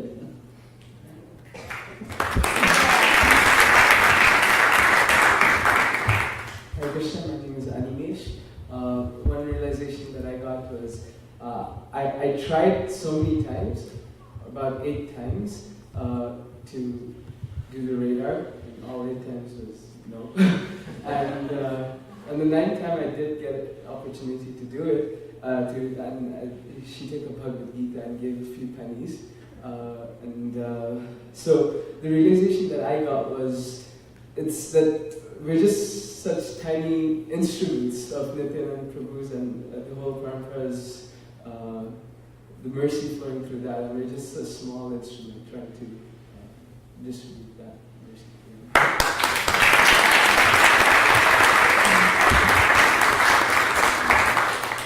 Hare Krishna, my name is Aditi Dasa, and it's been at least 5 years or more since. I mean, I did books here and there, but to go out like this. So it was a little hard in the beginning, and we didn't really have a lot of people in the first place. John Massey did one by Mahida. But then when we came over to where all of you were, and then my compassion came when that one man that couldn't give anything. And I said to you, should I give a little book? And you said no. But I did put that little mantra card in the store. And so I'm happy with that. Yeah, because I remember that's what it always came to, was you really need to pray in your heart to have the humility to really approach each of these persons. It's once in a lifetime. So thank you.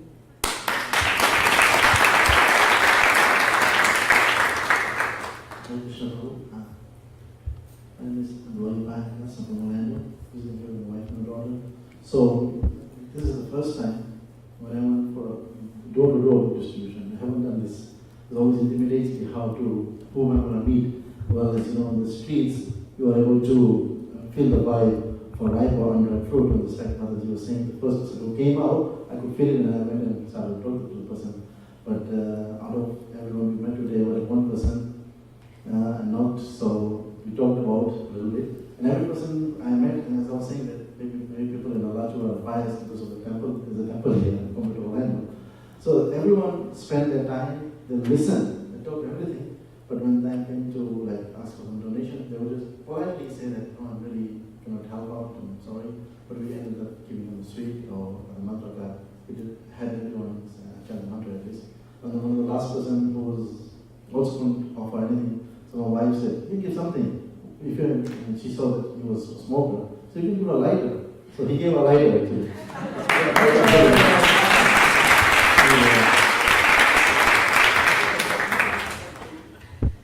Hare Krishna, my name is Karen from Krishna House. It was so nice because I was scared a lot in anxiety, but I thought, okay, let's concentrate on the mantra and practice it. That's it. So my mind was in that all the time. And then, the second person would stop. I was so concentrated in the mantra, and I was in the bar, these are books on yoga and meditation. I help you how to read from straight. And this guy was, how much is it? No, wait! You should say, yes. Are you sure you want? Just a donation. I said, okay, $10 is good. Yes. He went away. And another girl, I was trying to say the mantra, but I messed up it, and I don't know, she said, I don't have time. But she went to the car, and she came back, and she brought a bag of strawberries from her farm. And she said, can I give you this? And I said, okay, so I'm going to give you this book. And she said, no, it's not fair. And I told, yes, it's fair. And she took it, and she was so happy.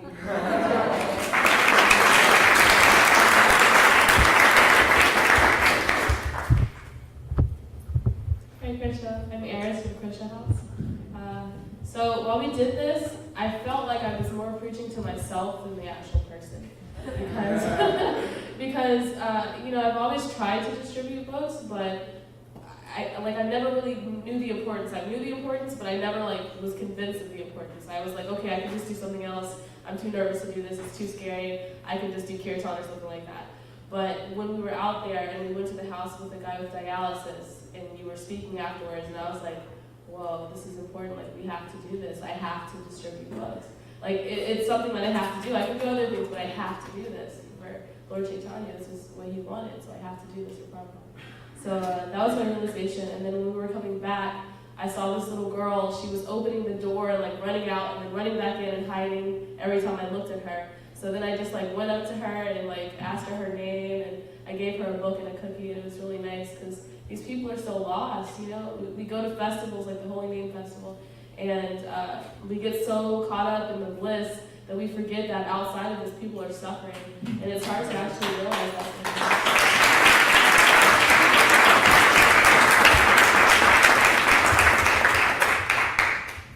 It's been a while since I went out on Burusha with Dasa. And the first door I went to, I realized I was so nervous, and I thought, what's wrong with me? I said, I used to distribute books all the time. Then I realized I hadn't prayed. And as soon as I said, Lord Chaitanya, I'm here on your mission, immediately my whole consciousness changed. I wasn't afraid, and I felt right at home. And so the last person I went to, there was a girl standing, a black lady, and she said, you didn't come to me. You went to all the other cars. And I said, oh, I was coming there. I had to go back to the car. She said, well, you're lucky you came because I've been waiting. Then she called her sister. I was giving her the book, and I was presenting. I was feeling quite at home. And so I was telling her about the book, and I said, come over here, you got to listen to this. So she called her friend over, and so they took a book, and they both gave a donation. She said, thank you so much for coming. And I said, no, thank you.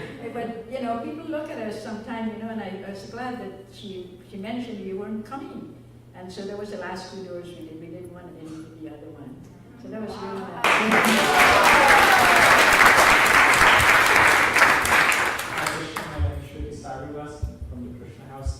Yeah, we had a nice experience going out to Mazli.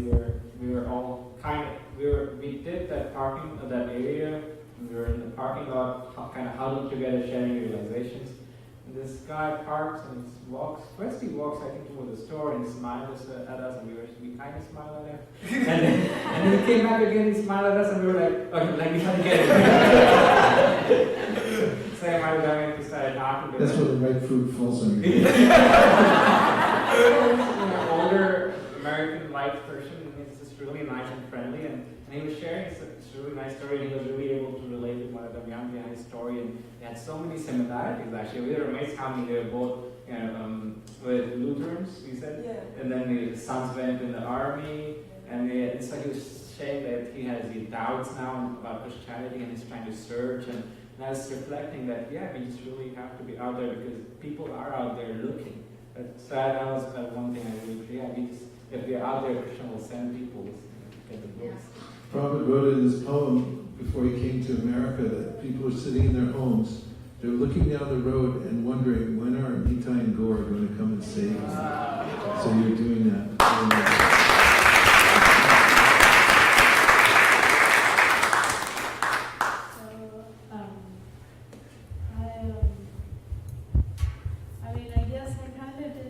Say your name.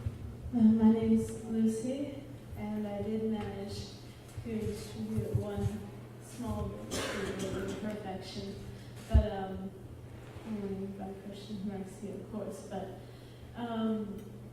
there was this woman out there, and I kind of had to have some practice, with, when they actually ask questions or something, or they seem like she's a ripe fruit, but she's also kind of like skeptical, she's like, is this a religious thing? And I was telling her, it's like non-sectarian, you can practice any religion and appreciate what's in this book. So you kind of had to win them over a little bit. Sometimes they'll wander off topic, but you gotta keep the ball in their court, or else they'll be like, shh, you're just making it up,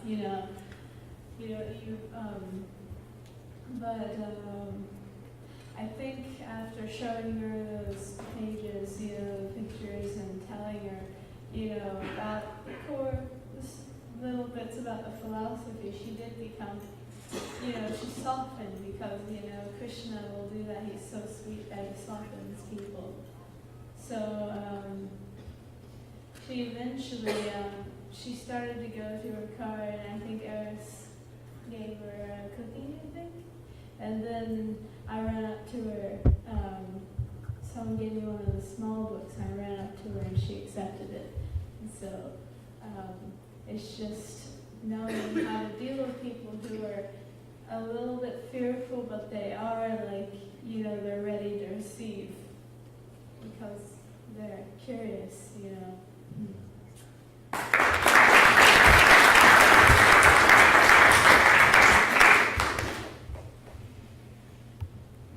Hi, hello.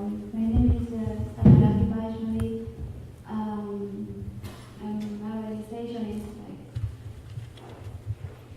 I think it's so important that going on Sankirtan and that you coming here and encouraging all the devotees, that we are already, I think, an enthusiastic community,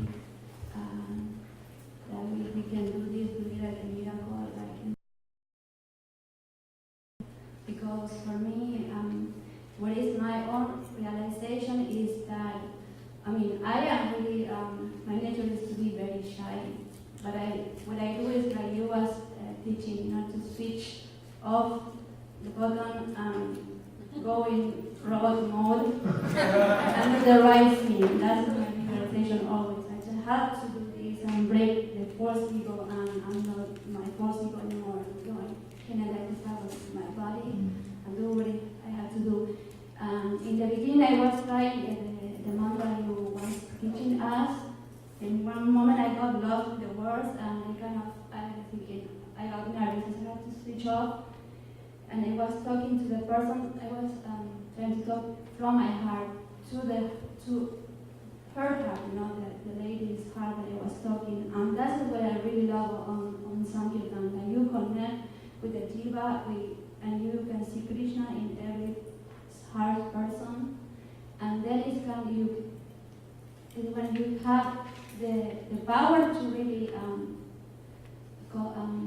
change, you know, the person, because in the beginning she was smiling and kind of didn't listen what we were saying, but as soon as I was thinking to connect with her heart, and she started to showing emotions, for me it was like she was crying, you know, like in a Bhagavad Gita crying. You can see the emotions, the heart, and Shiva is appreciating, you know, the appreciation of the persons, you know, and I love that.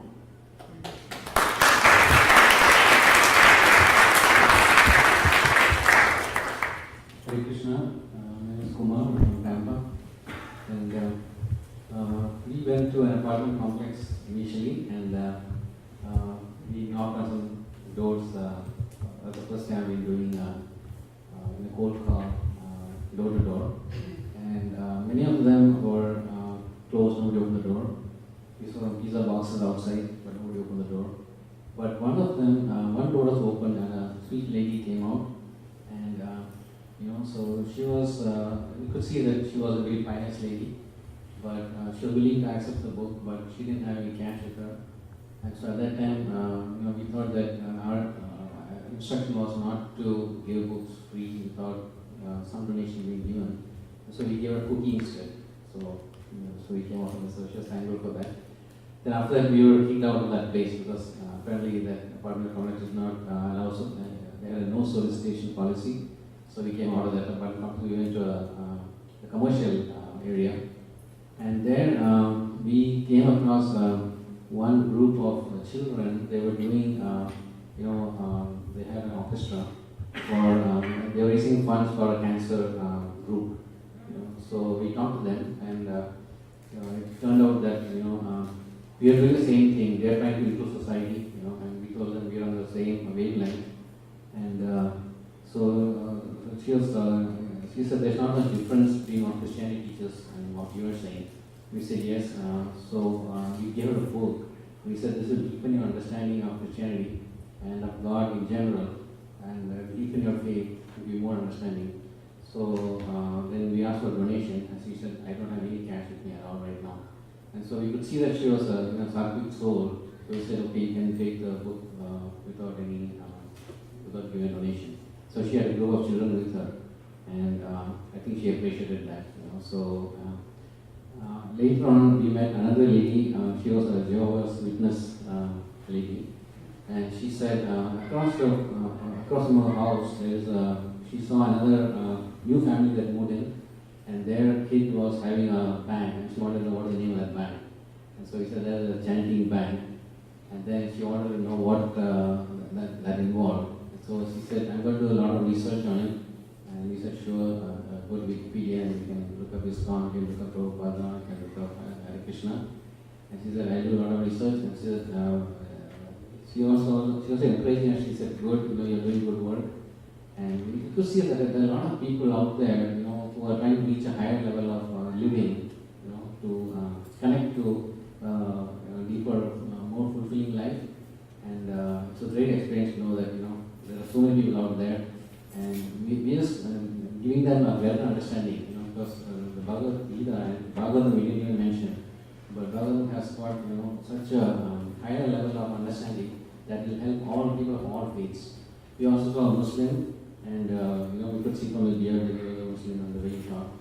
But we can even help Muslims with that, because everyone is searching for higher understanding and more peace, and we have the solution. We just have to figure out how to market it properly, how to present it properly, and if we do, then definitely, I think Krishna will be happy, Prabhupada will be happy. So thank you for giving us the opportunity to say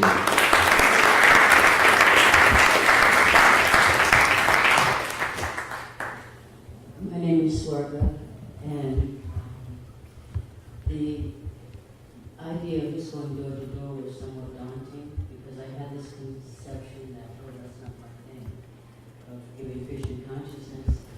But knocking on that door and then not really sure of what I was going to say, I looked at the person who answered, and the person was so beautiful. His soul was just open. I thought, oh my goodness, this is a beautiful soul.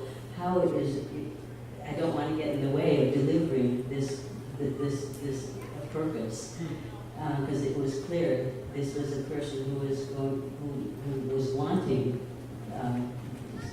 something more in his life.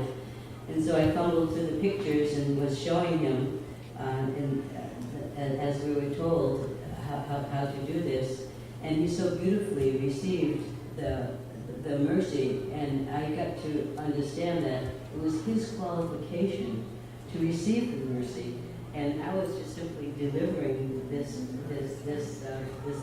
beautiful book on behalf of Parampara. So I was grateful for the organizers to bring forward such this Sankirtan opportunity, and so thank you.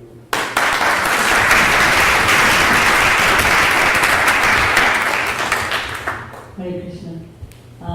It's been so encouraging to hear many devotees who have told me, were just kind of, as they saw me, count me in, I want to come every month.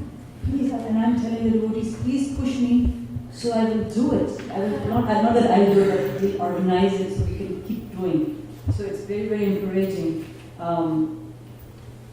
What I realized was that right now I'm thinking, we did it. And it's like, what did they say? That's what's in the room? An elephant in the room or something? That you think, oh my God, I can't get over that hurdle.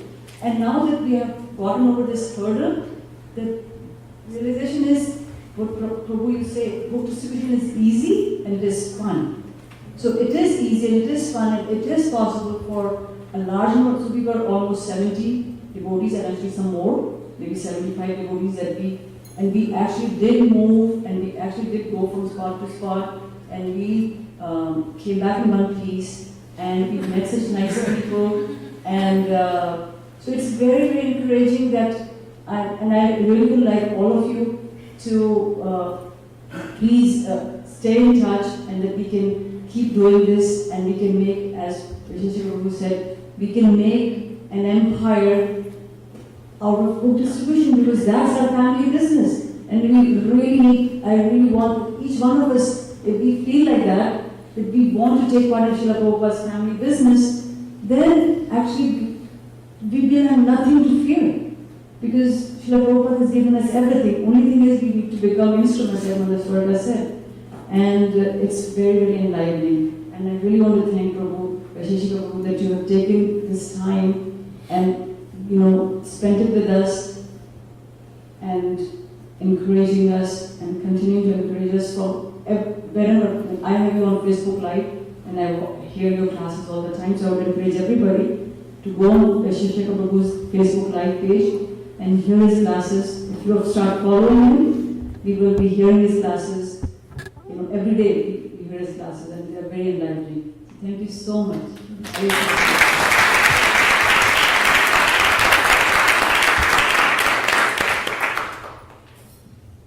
Hare Krishna, my name is Kamala Manjari Devdasi, and I feel very grateful that I had the opportunity to go out. It's been a while since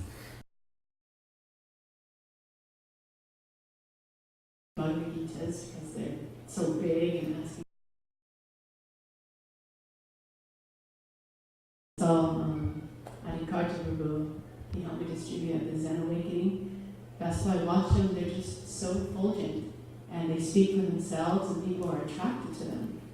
And we had such an enthusiastic group, and I felt like we were sent to the souls that we met. They were very right, they were right fruits, and they were very open, and they wanted this knowledge. And I also feel like that we were, if I just surrender to being an instrument, that Krishna will send words through me to speak to them, to say the right things, because I also feel like fumbling through what I'm supposed to say. And yeah, I'm very grateful for this opportunity. Thank you so much.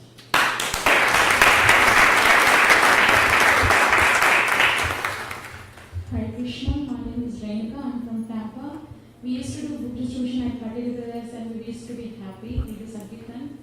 But today, door-to-door experience, it was really amazing. Like, I was so blessed to be here today for Vaisesika Prabhu's lecture. So I was feeling so happy, and when we went and we asked like so many people, everybody is saying everybody is stressed with life. Everybody is struggling with life, and they're opening up with the strangers, like they're telling like how they're suffering and their stresses. So by sharing the meditation books and Bhagavad Gita books, yoga, and then showing the birth and death cycle, they're feeling so encouraging and they want to take the books. And some people said they don't have money, but we said we have PayPal account. We create a PayPal account also. So people are so much happy by listening to us. So they want more, like the doors open for them to come and get so many books. So we are going to implement this in Tampa also. Thank you for such a nice class, Prabhuji. Hare Krishna. Hare Krishna.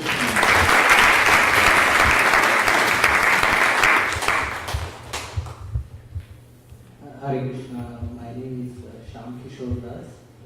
My realization today is that if you have the intent and you pray to Krishna, He will provide. So we wanted to go out for book distribution this morning with my entire family, but we had a family eye checkup, and that was scheduled and we had to leave. And the first door we went, we had the number 1008, and we thought it's very auspicious. And but they did not open. We went with 7, 6, 5, 4, and no one opened. And finally, someone opened, but he listened to us, and but nothing happened there. And so we are feeling very bad. Me and my wife, we had to go back now. We have to go see the doctor, and. So we went there, and we went into the doctor's room, and so somehow, that's what I'm saying, so Krishna will provide. So we started having conversation with our temple, and she started saying that she read Ramayana, Mahabharata, and she was checking my eyes, and so I said, you should read Bhagavatam. So it has everything, and so we spoke our Bhagavatam and Krishna and our Hare Krishna temple for about 10 minutes. And she was standing and I was just sitting there. So she already donated like 10-15 minutes of her time, so whatever she could make $50 or whatever. And then I told her, yeah, you want to read Bhagavatam, and I can arrange for a set for her. And she was very happy, but she said, I have done big book distribution before, but I never asked for a donation. I was very apprehensive. And I was thinking, so how should I ask her for donation? Because that's my first time. But it happened so that she told me, let me know how much I have to pay for it. And so I'm going to take a set of Bhagavatam for her.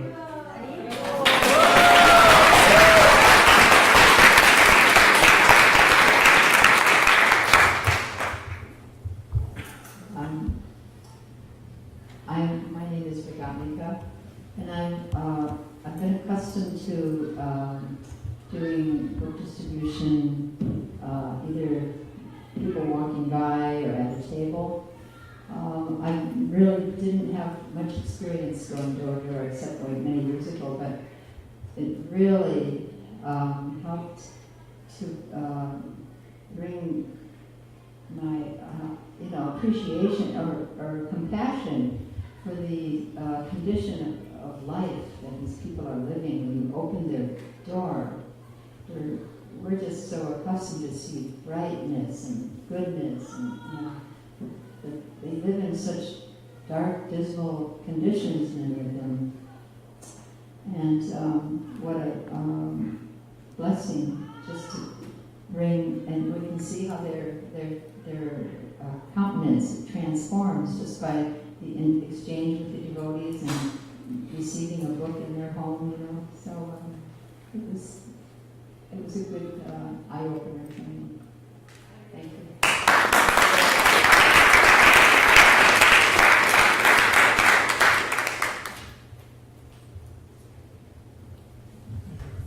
It's been very nice coming out to all the young people to Sankirtan after a long career. In this con, I had never distributed a book before. I had always done the pick. Back in my youth, after 15 solid years of the pick, where we sold lots of paraphernalia. We didn't carry any books because it would weigh us down to get ticked out and things. So we got a lot of change and things. But it's like Vaisesika said to me last time I was here that with all this change, we were building wire for Vrindavan for the future. So it was nice to get out and distribute distributed Bhagavad Gita to young men on the Facebook as far as I can remember the mantras. And this man had eaten Krishna lunch a lot in his college days.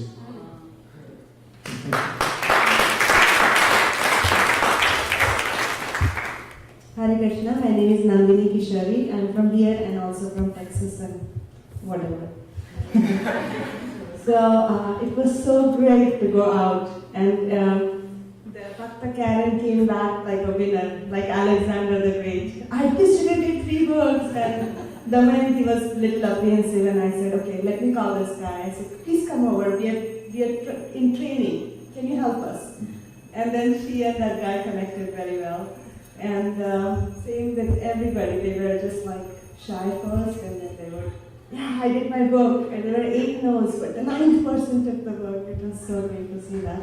And while I was driving back, I'm like, why do we need to stop? We have this 24 books in the car. It's a little difficult to start. It's extremely difficult to stop. Let's do this every day.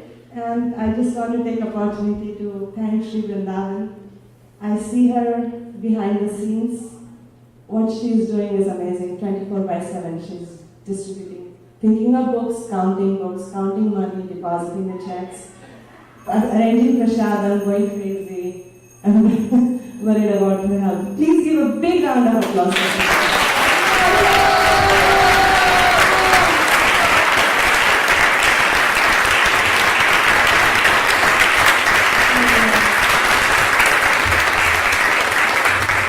And a big round of applause to Alachua Devi and Vaisesika.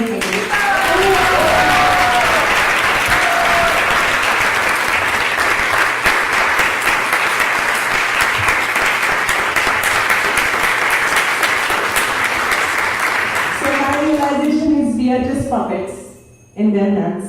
As far as they motivate us, we can do this. Haribol, thank you so much.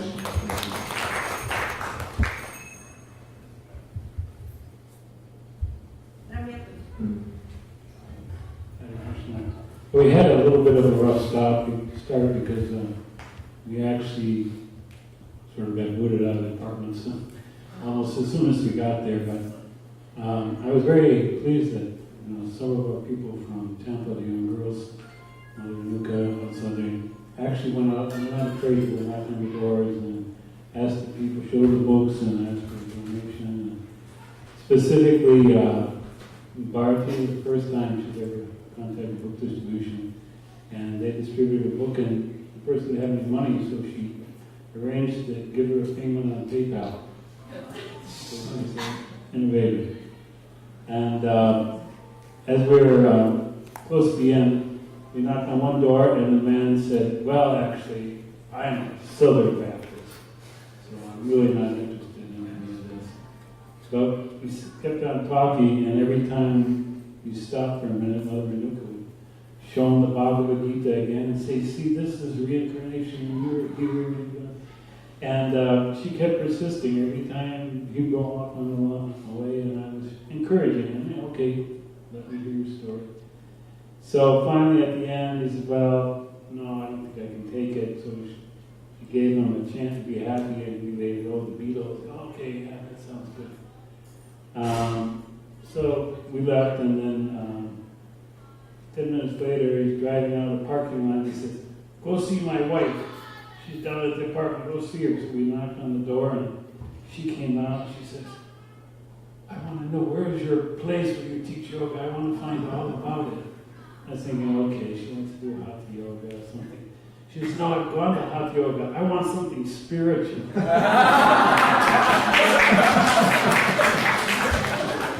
So we gave her the address of the temple and invited her to come on Sunday. She said she was very interested. And we said, "Well, we have a special program Thursday night." She said, "Oh, great, that's the day I'm off. I could come." So it was a great experience for everyone. Thank you.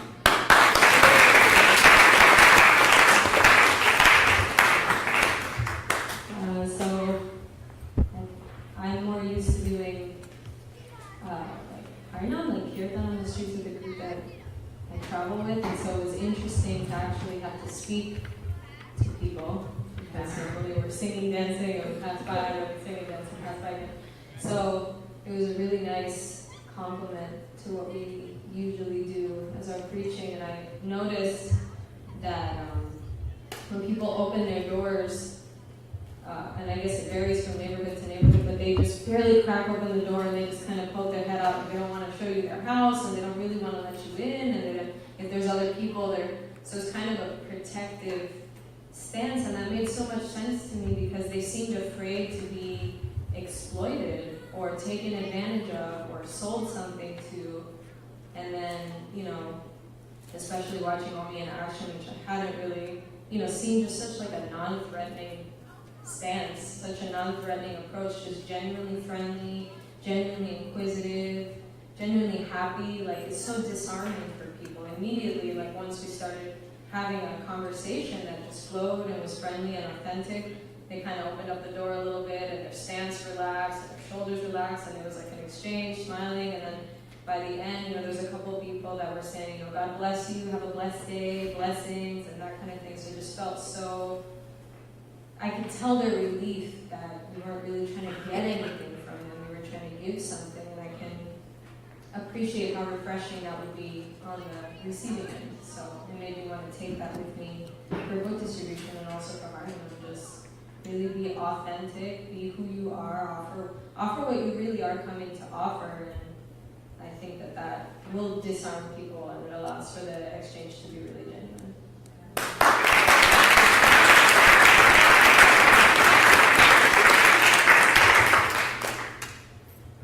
Hare Krishna. My name is Nritya Gauradas. Today I went with my daughter for the distribution. So I felt that it's in Seattle. We used to go and distribute. It's been a long time since I've been. And then initially we went to the apartments, but then since we know that this is no Salt City area, and we moved out to a commercial place. And then we had a couple of conversations with people who were nice, but nobody was ready to give some Lakshmi, take the books. And then we went out to a place where the tables were set outside and people were having lunches. And then every table I asked, everybody was saying no. The last table was there was a mother and son sitting and quietly having their lunch. And for some reason we didn't want to disturb them and then move ahead. Then after that I was thinking that there's one thing which is missing which I didn't do today. Was I did pray to the Lord. Then I said, okay, let me pray and then see what happens. And then I prayed to the Lord to send a 6-year-old to take the book. And then afterward I came around and then walked. And those two, mother and son, were walking. They finished their lunch and then coming out. And then I showed the book. Oh yeah, I have a Bhagavad Gita. Then I said, okay, do you have the change? No, I want to take that book. And then you are not the control. Krishna is the control. All you do is you need to pray. Otherwise you will not be able to distribute it. He is the control. And then this was my realization earlier, and this realization has become stronger. You pray. He knows whom to send, who is the recipient of that mercy today. So that's one nice realization. And there was another lady who was working in a store. She just came home to have lunch. After looking at the Bhagavad Gita, she was desperate to get it. But she said, I have only $1. And she opened the purse and said, this is what I have, but I desperately want to get the book. And then I had to give a soft copy. And it's because she was so sincere to read the book. That's my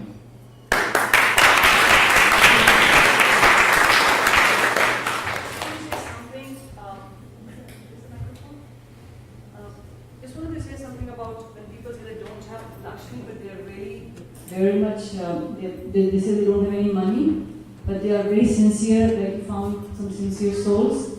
I have done this in the past, and I just showed, because we have shown them the mantra card.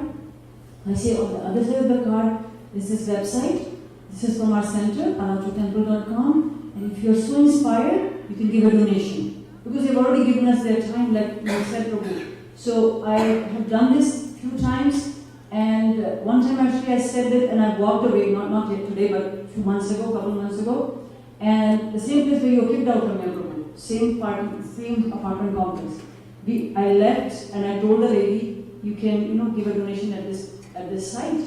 And we were on the first floor. By the time we got to the third floor, 2 little girls came running up the steps, and they had a $5 bill in their hand, and they said, our moms gave this money to give to you. So she must have seen the book more carefully, and then she actually gave the money to the children, and they came after us to give us the Lakshmi. So it's okay to say, go to the website, because now you have developed, they've really felt they want the book, and they have so much, they are now, they're pretty right. So it's okay to give the book and give them this option, and then they feel so ingratiated, they will actually come around. And that's what my experience has been, that if I really don't get attached to getting some Lakshmi, sometimes people are like, I really don't like anything. And you can see their sincerity. So it's okay to give, and then Krishna gives you so much blessings, because he makes you, because Krishna is so happy. He sees that you are really trying, and that's how I found it. For me, the most important thing is to introduce a jiva to Krishna in a small way. And even if I get one person to do it, then I'm really, really very much, that's my success. So whenever I do this, we have a book distribution table with 100,000 people coming to the festival, and I feel if I distribute one book, then it's my success. And if we go with that mood, then, or not even one book, if we just introduce one person to Krishna, that's my success. And actually we just met one lady today, and she opened the door and I had the Bhagavad Gita, and she said, I have this book. I said, oh great, where did you get it? She said, I don't know. She got the book, and it was exactly a Bhagavad Gita, and she said she bought it at the art festival, which just happened 2 weeks ago. Yeah, she bought it at the art festival. I don't know who distributed the book to her, but then she ended up talking to me. She said she really wants to come to the temple, but she doesn't have a car, so we took her information, and we said, we'll get you a ride, and she actually bought a chant to be happy for me, because she said she liked the Beatles, and she also looked at that's why I took out all our books, and I said, we have this. So then she said, okay, I'll take this one.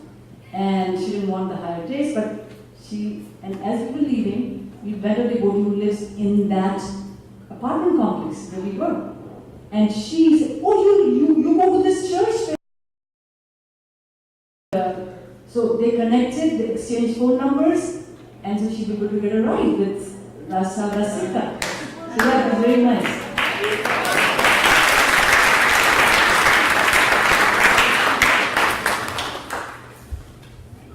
How many of you haven't spoken yet? Raise your hands. 1, 2, 3, 4, 5, 6. Keep your hands up.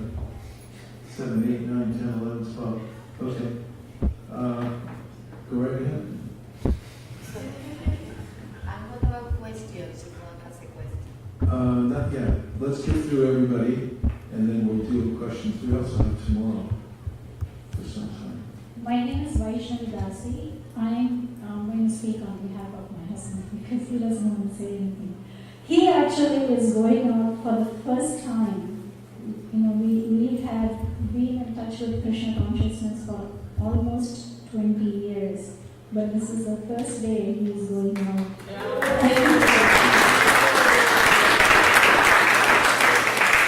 And he took it literally when you said that we are only going to hit the pavement. And I asked him, why are you bringing the books? We are only going to the pavement and come back. I said, maybe somebody will come and ask us for the book, therefore we have to carry it, which can happen. So I didn't say we are going to distribute. So he actually ended up distributing Bhagavad Gita.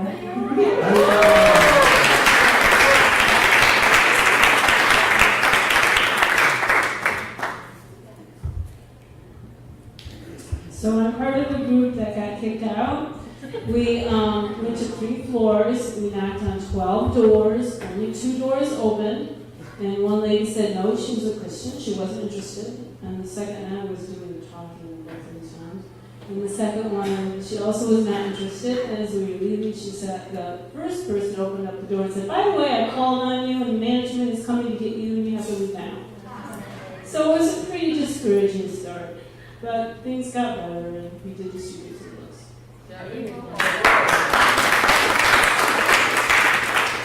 So my name is Bharti, and this was like my first time to distribute books, and I found it pretty encouraging with few people.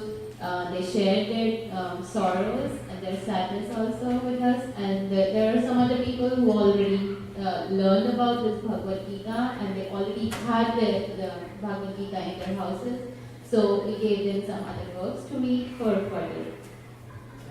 Hare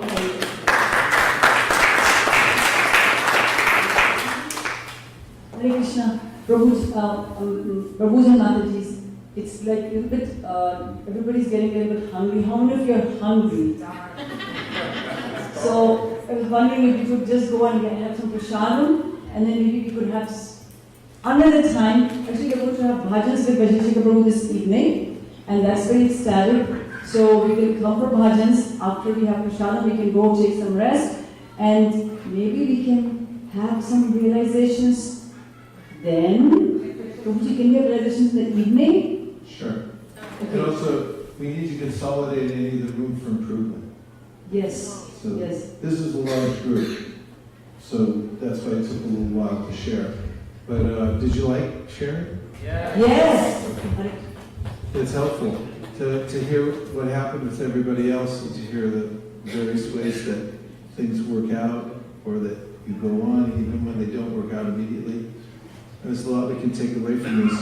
Just to reiterate, it was a big success today, and also there's a way in which you have to consolidate this energy and turn it into organizational energy so that you'll have facility for going out on a regular basis. When we first started the monthly Sankirtan festival at our temple, devotees then came back and said, let's go every week. And so you have to find your stride. Once a month is long enough so you have something to build for, but it doesn't leave you doesn't leave gaps so that it goes cold. So it's good to be steady. Nachari Armarman, Nachari Armarman. Nachariyar Marman, Nachariyar Marman, hey, Nachariyar Marman, Nachariyar Marman, Nachariyar Marman, Nachariyar Marman.